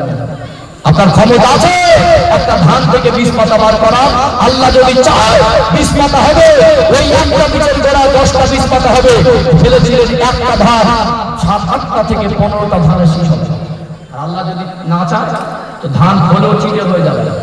আল ঠেলে চলে যাচ্ছে, মাথা চুলকাচ্ছে, বলছে চাষের এবারে ভাব ভালো না, চাষের ভাব কপালটা মন্দ, আল্লাহ দিল না। আর যে বছর আল্লাহ দিয়েছে পাশের চাষিকে বলছে সার মারার সময় জিজ্ঞেস করেছিলি, মানে বলছে আমি পাকা চাষি, দেখেছিস কিরকম ট্রিটমেন্ট করেছি ধানটাকে, এরকম খোলা বলতো কি বলছে যখন হয়েছে, দেখেছিস কিরকম কাজের চাষটা করেছি, কিরকম হলো বলতো, বলতে চাচ্ছে এটা আমি করে দিয়েছি। আর যখন হয়নি আল্লাহ দিল না। বরকত হলে হবে। আলু একটা লাইন আলু হয়ে 4 কিলো আলু বেশি হলো, একটু ঢেলে গেলে 1.5 কিলো সরিষা বেশি হলো। সরিষা দানা থেকে গাছ বার করার ক্ষমতা আপনার নেই, আল্লাহ দানা ফেলে দিচ্ছে, আপনি বরকত দেবেন। আমরা সব কপালের দিন আর কিছু হলে আল্লাহকে তুমি আমার কপালটা খারাপ করেছে, ব্যবসা চালাতে পারছি না, হালাল ভাবে ব্যবসা করুন, আল্লাহ বরকত দেবে ইনশাআল্লাহ। কষ্ট হচ্ছে নাকি? ও ভাইরা সোনার বাণী যুবকেরা, আব্বারা মায়েরা, একটু আমার নবীর সাহাবাদের জীবনী থেকে সংক্ষেপে দৃষ্টান্ত তুলে ধরে আল্লাহ নবী বলেন আসহাবিকা নুজুম বিআইহিম ইক্তাদাইতুম ইক্তাদাইতুম। এক একটা সাহাবা হলো নক্ষত্রের সমতুল্য। কোন একজনকে দেখলে হেদায়েত পেয়ে যাবে। আজকে আপনার চতুর্পাশে যারা ধনী তাদেরকে একটু দেখেন, তারা কতটা হালাল ভাবে চেষ্টা করে। আজকে দেখবেন এমনি আল্লাহ বরকত দেয় না। কিছু কিছু মানুষকে দেখবেন একটু হিসাব করে চলে, তারা হিসাব করে চলে। হিসাব করার পরে যদিও হিসাব করে চলার পরে গরিবের পাশে দাঁড়ায়, আল্লাহ রাস্তায় ব্যয় করে, ওই হিসাবটা হবে আল্লাহ নিয়ামতকে কদর করা। আর যে শুধু কিপ্টেমো করে, তার পয়সা দিনের জন্য, ইসলামের জন্য, তার অসহায় ভাইয়ের জন্য ব্যয় হয় না, ওটা হয় কঞ্জুসি আর কিপ্টেমো। সব কিছুকে কিপ্টেমো আর কঞ্জুসি বলতে হয় না। পৃথিবীতে এমন বহু মানুষ আছে একটু হিসাব করে চলে। আমার রাসূলুল্লাহ জামাতা জিবরাইল হযরত ওসমান গনি হুজুরের আমল দেখুন, আল্লাহ দেওয়া নিয়ামতকে তিনি কেমন কদর করতেন। আল্লাহ নবীর কাছে একজন গরিব মানুষ আসলেন, ইয়া রাসূলুল্লাহ, ইয়া হাবিবাল্লাহ, আমি মানুষের কাছে হাত পাতা পছন্দ করি না, তার কাছে কিছু চাইলাম, ও যদি ফিরিয়ে দেয়, এই ফিরিয়ে দেওয়াটা আমার ভালো লাগে না। আমার মনে হলো তার কাছে যাব, নবী প্যারে নবী রাহমাতুল লিল আলামিন, আমার রাসূলুল্লাহর কাছে যাব, তিনি খালি হাতে ফেরাবেন না। আল্লাহ নবীর চেহারাটা মলিন হয়ে গেল। আপনি কারোর কাছে কিছু চাইলেন, যদি তার চেহারাটা মলিন হয়ে যায়, মনটা খারাপ করে নেয়, আলামতটা কি মনে হবে? হয়তো তিনি কিছু দেবেন না। ভাবলেন যে ভয় করে আমার কাছে এসেছে, অন্যর কাছে চাইলে ফেরত দেবে, আমার কাছে সত্যিই তো নেই, থাকলে ফেরত দিতাম না। আমার কাছে থাকলে খালি হতে দিতাম না। নবী বললে আমার কাছে নেই তো কি হয়েছে? মনটা খারাপ ছিল, হেসে ফেলেন, আমার কাছে নেই তো কি হয়েছে? আমার জামাই ওসমান গনির কাছে আছে, আপনি কি বলবেন? আল্লাহ নবী কিছু দিতে বলেছেন, গিয়ে দেখছে তখনকার সময় কোটিপতি। আজও 2026 সালে আল্লাহ তার অর্থে এত বরকত দিয়েছে, তার অর্থ শেষ হয়নি। সৌদি ব্যাংকের তথ্য বলে তার নামে ব্যাংক অ্যাকাউন্ট আছে। গিয়ে দেখছেন টানা রোদে, মক্কা মদিনার রোদ, বুঝতে পারছেন? আমাদের এখানে এখন 35-36 হচ্ছে, তাই ডান হাই ফাই। এখানে খুব যখন গরম হয় 45-40, পুরুলিয়া বাঁকুড়ার দিকে 42 ডিগ্রি হয়। মক্কা মদিনার গরম আমি নিজে দেখে অবাক হয়ে গেছি, 48-50 ডিগ্রি পর্যন্ত হয়ে যায়। কি গরম, রাস্তায় খালি পায়ে চলার কোনো জায়গা নেই। ওই টানা গরমে রোদে ওই মানুষটা, আল্লাহ নবী পাঠিয়েছেন কিছু সাহায্য চাইবেন ওসমান হুজুরের কাছে, গিয়ে দেখছেন ওই গমের দানাগুলো কবুতরে ছিটিয়ে দিয়েছে। কি করছে ওই লোকটা? মনে করছে আমি শুনেছি অনেক বড় দানি, অনেক বড় কোটিপতি। কোটিপতি মানুষ কি এই টানা রোদে দুটো গমের মায়া করতে পারে না? যে দুটো গমের জন্য টানা রোদে গম কুড়ায়, ও আমাকে কি দেবে? কিছু না আছে, আল্লাহ নবীর কাছে চলে এসেছে। হুজুর কার কাছে পাঠিয়েছেন? কিপ্টে মানুষ, দুটো গমের মায়া ছাড়তে পারে না, টানা রোদে কোটিপতি মানুষ গমের দানা কুড়াবে? আল্লাহ নবী বলেন, আপনি বলেছিলেন যাও গিয়ে বলবে নবী পাঠিয়েছেন, এতটুকু বলে দেখবে, যান না। আপনি কি দেখেছেন? মানুষ চেনেন? গিয়ে দুটো সালাম দিলেন, বলে আপনি ভুলে গেলেন, কিছু বললেন না, নবী পাঠিয়েছেন, কিছু দিতে বলেছেন। বললেন আমার কাছে খবর আছে 70টা উটের পিঠে মাল বোঝায়। কটা? যেটা বড় মনে হবে আর যার পিঠে মাল বেশি মনে হবে ওটাই নাই চলে যায়। কিন্তু ওই মানুষটা এত দাঁড়ি হলো, দুটো গমের দানাকে কদর করতো না। আর গরিব মানুষ 30 বছর ধরে টাকা জমিয়েছে, মেয়েকে বিবাহ দেবে, মেয়েটা সুন্দরী, খুব ধনী লোকের বাড়ি থেকে প্রস্তাব এসেছে বৌমা করবো। বলছে আমি গরিব মানুষ, আপনার সঙ্গে পেরে উঠবো না। বলছে কি পারাপারি আছে, আমাদের মেয়েটা পছন্দ, কিচ্ছু দাবি নেই, সব পারি না। সেরকম যদি অফার দেয়, মেয়ের বাবা তো চায় সুখী হোক। দুবার দিনের পরে বলছে ভাই দাবি দাবা তো কিছু করিনি, কাজ করবেন না, 50-60 মতো বচ্চার থেকে এটা একটু মেনে কি করবে লাস্ট? ঠিক আছে। লোকটা দেখে মনে হয় পাক্কা খাঁটি মুসলমান। 1 সপ্তাহ পরে, হ্যালো, একটা কথা বলা ছিল, বলুন। ওই যে 60 জন বলেছিলাম, 75 জন হয়ে যাচ্ছে, জন পড়বে বেড়েছে, বড় ফ্যামিলি তো কি করবে? মেয়ে ফেলেছে বাড়ি, না করতে পারবে, একটা পাল্টি খেলে। ঠিক আছে, 75। আবার 10 বার বড়, হ্যালো, একটা কথা বলবো, খারাপ লাগছে, কিরকম মাল বুঝতে পারছে না? বলছে খারাপ লাগছে, বলছে বলবো, তাহলে বলে। ওইটা যে 75 বলছিলাম, আর 10 জন বেড়ে যাবে, আর 2 দিন বাকি গিয়ে কি বলবে? ঠিক আছে, আমার এখন না করে দেই, আমার মেয়েটার কথার কথা হবে। ঠিক আছে, আসুন। বিবাহ দিন হচ্ছে বরযাত্রী নিয়ে যাচ্ছে 100 জন, কজন? একটু হাগুদান হচ্ছে না কজন? তেজি ইমানদার গুলো গিয়ে ওই গরিব মানুষের 30 বছরে হালাল টাকা জমানো কষ্ট করে না খানা রান্না করে রেখেছে, গোশতের হাড়ের গা থেকে গোশত ছড়ায় না মহাপণ্ডিত, এতটা করে বিরিয়ানি নিয়ে আজকে খেতে রাত দেখে ফেলেছে, আছে না নাই? একটু হাগুদান হালাল টাকা, ওটা হালাল ইনকাম, ওই টাকায় খাবার নষ্ট করা কেন আপনি করলেন? অপচয় কেন আপনি করলেন? আপনার যদি এতই খাবার পেট বড় ছিল 3 বার নিতে পারতেন। তোমার বাবা দাদুকে জিজ্ঞেস করবে, আজ তোমার দাদুর জীবনে বাবার জীবনে ছোটবেলায় কত কষ্ট হয়েছে, মাসে একদিন গোশত রান্না হলে আনন্দ হতো, আব্বা গোশত এনেছে, আগে 2 পিস পড়লে হাড়ের গায়ে গোশত থাকতো না। এখন জমিদার অর্ধেকটা খায়, অর্ধেকটা উসমান হুজুর দুটো গমের দানাকে কদর করতেন, আল্লাহ এমনি বরকত দেয়নি। ও দাবি জানছেন, হুজুর আমার কপালটা খারাপ, একটু যাই ইনকাম করে হাতে দাঁড়ায় না, একটু বরকতের তাবিজ দেন না। আমি হুজুরের বাবা চত্র পুরুষের ক্ষমতা আছে, আপনি শরিয়াত বিরোধী কাজ করছেন। আল্লাহ বলছেন তুমি আমার নিয়ামতের শুকরিয়া আদায় করো, নিয়ামতকে কদর করো, আমি আল্লাহ নিয়ামত বাড়িয়ে দেবো। আপনি আল্লাহর কথা আবাউট করে সীমা লঙ্ঘন করে আমি হুজুরের কাছে তাবিজ আনছেন, এই তাবিজের পাওয়ার আপনাকে বরকত করে দিতে পারবে? পারবে না। 5 মিনিট আছে নাকি? হ্যাঁ, তাহলে আরেকটা পয়েন্ট বলে দিই ইনশাআল্লাহ। আরেকটা পয়েন্ট একটু বলে দিই, অসুবিধা হচ্ছে নাকি? হচ্ছে? আমরা সবকিছু কপালের দোষ দিয়ে দিই, সবকিছু কপালের দোষ দিয়ে দিই, আমার কপাল খারাপ, বরকত হয় না।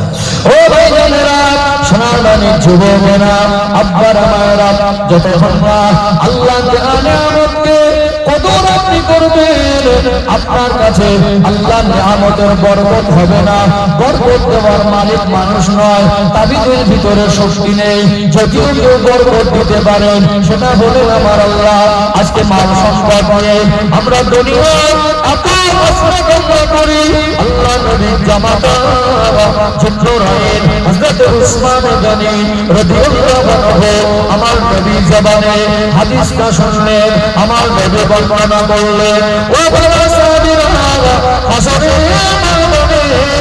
আল্লাহ প্রত্যেকটা মানুষকে তার সম্পদ সম্পর্কে জিজ্ঞাসা করবে, ও আমার বান্দা বান্দে কোন রাস্তায় আয় করেছিলে আর কোন রাস্তায় ব্যয় করেছিলে, আমাকে হিসাব দাও।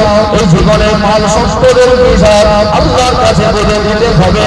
ইয়া রাসূলুল্লাহ, হাবিবাল্লাহ, আমার এত সম্পদ আমি হিসাব দেব কি করে? আমার বড় ভয় হয় আপনি আমাকে কোনো আমাল থাকে যদি বলে দেন, যে আমাল করলে আমার আল্লাহ যেন আমার মাল সম্পদটা একটু কমিয়ে দেয়। আল্লাহ নবী বলেন, ও হযরত উসমান, মাল সম্পদ বেশির জন্য দোয়া চায় আর আপনি মাল সম্পদ কমের জন্য আমল চাইছেন।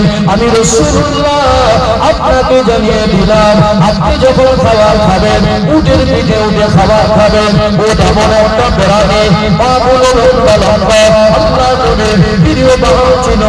নবী আমার হিজরত করে মক্কা জমিন থেকে মদিনায় গিয়েছিলেন, উটের পিঠে সওয়ার হয়ে। ওই উটটার নাম হলো কাসওয়া। আমি মদিনা শরীফে গিয়ে ওয়াদিয়ে পাহাড়ে 10 মিনিটে উটের উপরে ওঠা যায়। আমার শরীর মনে হলো আমার রাসূলুল্লাহ উটের পিঠে চড়তে পছন্দ করতেন। আমি একটু নবীর সুন্নাতের অনুসরণে উটের পিঠে উঠি। আজ যদি মোবাইলে দেখেন, উটের পিঠে যখন ওঠা হয় শরীরে একটা দোল খায়, উট হাঁটলে আপনার শরীরে একটা দোল খায়। একজন মানুষ যদি উটের পিঠে উঠে খাবার খায়, শরীরে একটা দোল খাবে, কিছু না কিছু খাবার পড়ে যাবে। কিছুদিন আমল করলেন, আল্লাহ নবীর কাছে গেলেন, ইয়া রাসূলুল্লাহ, ইয়া হাবিবাল্লাহ, হুজুর আমি আমল করেছি, তবে আমার বিশ্বাস আল্লাহ নবীর কথা কোনদিন কোনরকম কম বেশি হয় না, তবে আজকে আমার হিসাব কেন মেলে না? এর ভিতরে নিশ্চয়ই কোনো কারণ আছে। আপনি আমল দিলেন, আমি আমল করলাম, আমার হিসাবে তো মাল কমার কথা, কিন্তু হিসাব বলে মাল বেড়ে যাচ্ছে। নবী আমার বলে, ও বাবা জামাতা, ও হযরত উসমান, আপনি কি বলেন? মাল তো বাড়ার কথা নয়, আপনি কি আমল করেন না? আল্লাহ নবীকে জামাতা উসমান রাদিয়াল্লাহু আনহু বলেন, হুজুর আমি আমল তো করছি। বললেন আপনি উটের পিঠে যখন খাবার খান, খাবার কি নিচে পড়ে না? হযরত উসমান রাদিয়াল্লাহু আনহু বলেন, ইয়া রাসূলুল্লাহ, নবীল্লাহ, খাবার পড়ে যাওয়ার সাথে সাথে আমি লজ্জিত হয়ে যাই। আল্লাহ দেওয়া নিয়ামত কি করে আমি নিয়ামতকে আমি কি করে অপমান করি? উটের পিঠ থেকে নেমে ওই পড়ে যাওয়া খাবারটাকে আমি দিয়ে পরিষ্কার করে আগে খাই। আল্লাহ নবী মুস্কে হাসলেন, ও হযরত উসমান, আপনি আল্লাহর দেওয়া নিয়ামতকে এত বেশি কদর করেছেন, আমার আল্লাহ আপনার সম্পদে আরো বেশি বরকত দিয়েছে। আপনি আল্লাহ দেওয়া নিয়ামতকে এত বেশি সম্মান করেছেন, আল্লাহ আপনার জন্য বরকতের দরজা বেশি করে খুলে দিয়েছে। এটা বলো সুবহানাল্লাহ। যেটা প্রয়োজন খান, হালাল খাবার, অপচয় ফাউ মালকে নষ্ট করা। কি গো, কিঞ্চিত দান খয়রাত করতে হবে। কি করতে হবে? যা ইনকাম করি সবটা বাবা মার পিছনে খরচা করুন, দান খয়রাত করুন। আপনি গরিব মানুষ, আপনাকে তো বলছি না 50,000 টাকা, যারা আছে 50 দিলে আপনি তো 5 টাকাও পারবেন, কি না পারবো না। কিঞ্চিত একটা দান আল্লাহ রাস্তায় দিবেন, ইনশাআল্লাহ কয়েকটা আমল করে দেখুন, আল্লাহ বরকত দেবেন। তবে ছোট্ট একটা ব্যবসা করে তো কোটিপতি হবে না। যারা বড় বড় ব্যবসা চালায় তাহলে তাদেরকে 1টা থেকে 2টো বাড়াতে হয়েছে, 2টো থেকে 3টে বাড়াতে হয়েছে। চেষ্টা না করলে আল্লাহ দেবে না। মানজাতটা ওয়াজাদা, নবী বলতে চেষ্টা করো তোমারও হবে, তবে হালাল ভাবে চেষ্টা করতে হবে। একটা ছোট ব্যবসা দিয়ে চলছে, ব্যবসাটাকে বাড়ান, 2টো মানুষের কর্মসংস্থান হলো, হালাল ব্যবসা, আপনারও লাভ হলো। আবার একটা ব্যবসা বাড়ান। আপনি ছোট্ট একটা ব্যবসা করে যদি মনে করেন কোটিপতি হবে, তাও তো হওয়া যাবে না। বুঝতে হবে, দিন বুঝতে হবে, ইসলাম বুঝতে হবে। আফসোস করার কিছুই নেই। এখানে সম্মান সমান, অধিকার সমান। আল্লাহর কাছে ভালো হওয়ার ভাবটাটি অভাব আর অর্থ নয়। আমাদের যারা অভাবী মানুষ, তার জীবনের সবথেকে বড় সান্ত্বনা, নবী যদি মনে করতেন সোনার ইট দিয়ে বিল্ডিং বানাতে পারতেন। কি দিয়ে? দুবাই বুর্জ খলিফা দেখেছেন, দামি দামি বিল্ডিং দেখেছেন, সোনার ইটের বিল্ডিং নেই। নবী বলতেন, আল্লাহ আমাকে এত ভালোবাসেন। নবী হলেন মুস্তাজাবুদ দাওয়া। নবীর হাতকে আল্লাহ এত সম্মান করেছিলেন, এত সম্মানিত করেছেন। নবী যে বাবার হাত ধরেছেন আল্লাহ একবারও ফেলেন। আমার রাসূল যেটা মনে মনে বলেছেন আল্লাহ তাই কবুল করেছেন, সান্ত্বনা জন্য তাই দিয়েছেন। নবী আম্মা জান আয়েশা রাদিয়াল্লাহু আনহা বলতেন, আমার আল্লাহ এত ভালোবাসে, একবার যদি বলি আমার আল্লাহ উহুদ পাহাড়টা সোনা করে দেবে। এটা বলেছেন। আমি রাসূল গরিবদের জন্য সান্ত্বনা, তাদের জন্য গরিবদের জন্য আফসোস করে যেন না বলতে পারে নবী ভোগ বিলাস করেছে, আমাদের দুঃখ কি বলবো। দুনিয়া আমাদের সান্ত্বনা, আখিরাতে আমি রাসূল ওদের সঙ্গী থাকতে চাই। মেরাজ থেকে ফিরে এসে নবী বলছেন, জান্নাতের ভিতরে আমি আমার উম্মতের গরিব মানুষদিগকে বেশি দেখেছি। নবী সাহাবাদের বলতেন, দুনিয়াটা কষ্ট করার জায়গা। আল্লাহ যদি পায়েরটা কাটা ফোটার পরে একটু ব্যথা দেয়, ওতে আল্লাহ গুনাহ মাফ করে। কি করে আল্লাহ? সবর করতে হবে। নবী বলে সবর করো, আল্লাহ দুনিয়া বলে কষ্ট দেবে না, মাল কম হলে হিসাব হবে। দুনিয়ায় কষ্ট করবে, আল্লাহ আখিরাতে ধনীদের থেকে 500 বছর আগে জান্নাত দেবে। যেটা বলে সুবহানাল্লাহ। কতদিন? এই তো 60 বছরের হায়াত। যদি 60 বছর হায়াত হয়, 24 ঘন্টা দিন রাত, 8 ঘন্টা ঘুমালে 3 ভাগের 1 ভাগ, তাহলে 20 বছর তো ঘুমে কাটে। 60 বছর হায়াত হলে 20 বছর ঘুমে কাটে। বাপের ঘরে তো 20 বছর পর্যন্ত তুলে খেলাম। তারপরে কটা দিন যদি একটু কষ্ট হয়, আগার রাত আয়া তো থোড়ি দের সবর করলো, সুবহ তোমার জরুর আয়েগা। রাত এসেছে, একটু অপেক্ষা করো, তোমার জন্য একটা সকাল অপেক্ষা করছে। সকাল হবে তো হবে না? অভাব হয়েছে মনে, হালাল পথে চেষ্টা বাদ দিয়ে লটারি কেটে ধনী হওয়ার স্বপ্ন দেখলে শরীয়তে সীমা লঙ্ঘন হয়ে যাবে। অভাব এসেছে মনে, চুরির পথ বেছে নিলে সীমা লঙ্ঘন হয়ে যাবে। মাল বেশি লোভে আজ থেকে দিলে সীমা লঙ্ঘন হয়ে যাবে। মাল বেশি, টাকা বেশি হওয়ার আশায় মানুষকে মিথ্যা বলে টোকালে সীমা লঙ্ঘন হয়ে যাবে। আল্লাহ নারাজ হবে। ফালানাতুল্লাহি আলাল কাযিবিন, মিথ্যাবাদের উপর আল্লাহ লানত। সৎ পথে থাকুন, একটু কষ্ট হলেও দিনের পথ থেকে সরবেন না। আল্লাহ যদি দুনিয়ায় আপনাকে সেই শান্তি না দেয়, মরণের পর একটা শান্তির সকাল উপহার দেবে ইনশাআল্লাহ। দুনিয়া চোখ বন্ধ করে যাবো, কবরে গিয়ে যেদিন চোখ খুলবো, ওই কবরের সকালটা জান্নাতি সকাল হবে। জোরে বলেন, কষ্ট পেলেন, রাগ করলেন, কি মনে আজ থেকে আফসোস থাকবে? আশা আর কোন দুঃখ আছে? কোন দুঃখ জায়গা? ইসলামকে ইসলামের মতো করে বুঝতে হবে। কি বললাম? ইসলামকে ইসলামের মতো করে। এই জন্য আলাদা সহমতে বসতে হবে। মনের কান দিয়ে শুনতে হবে, কথাগুলো বুঝতে হবে, সাথে সাথে আমালও। ইকো বাবাজি কষ্ট দেওয়ার কথা বলেছি, একটাও বাইরের কথা বলেছি, সব মেয়ে শরিয়াতের কথা বলেছি। দেখেছেন এলাকায় একটু কম থাকে, এলাকায় এই সমস্ত পরিবেশে এই জলসাটা আসতে যদি আমি দূরে নিতাম, ভালো পরিবেশ। এমন এমন জায়গায় মাহফিলে যায়, কোর্টের জজ থাকে, হাইকোর্টের উকিল থাকে, সিআইডি অফিসার থাকে, এরকম মাহফিল। শিক্ষিত পরিবেশে সাজানো বোঝানো একটা কথা, একটা বাদল, ইসলামের গঠনমূলক আলোচনা আমাদের গ্রাম এলাকার মানুষজন বুঝতেই চায় না।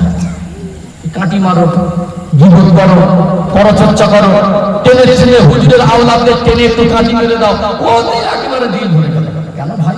জল সমানে কাউকে আঘাত করো না, জল সমানে কাউকে কাটি মারো না, জল সমানে কাউকে ছোট করো না, মানুষকে দিনের বাড়ি পৌঁছানো। ভুল আমারও আছে, আপনারও আছে। হতে পারে আমার থেকে আপনি আল্লাহর কাছে প্রিয়, আমি আমার ইমান আমল দিয়ে আল্লাহর কাছে প্রিয় হয়েছে, এটুকু বলার ক্ষমতা বরং এই জায়গায় বসে আফসোস হয়, কি দিলাম আর কি পেলেন। আজকে আমি বলছিলাম আমার বক্তব্যের প্রত্যেকদিন শেষে কি দিলাম আর কি পেলেন একটা হিসাব জানে। হিসাব মিলেছে কি গো? হিসাব মিলেছে, কিন্তু বুঝতে পেরেছেন? হিসাব মিলেছে। আমার বলবো ইনশাআল্লাহ কাছের মানুষেরও হক বেশি। আমি আমার বাড়ি সংস্থা, কাছের মানুষেরও হক বেশি। তো এই জন্য গামাজ এলাকায় থাকতে হয়, আসতে হয়। আমার ভাই এসেছেন এলাকার ছেলে, খনিবেরিয়া বাড়ি, বসিরহাটে একটা বাড়ি আছে। আমি তো বক্তাই না, আমি তো নিজেকে আজ বক্তা বলে মনে করতে পারিনি। আমার ভিতরে কিছুই নিয়ে চেষ্টা করেছি না, আমি সুরের দিকে ফোকাস দিই। আমি সবসময় আমার ওয়াজের মধ্যে যারা আমার ওয়াজ ফলো করে সব সাবজেক্ট ভিত্তিক ওয়াজ করে।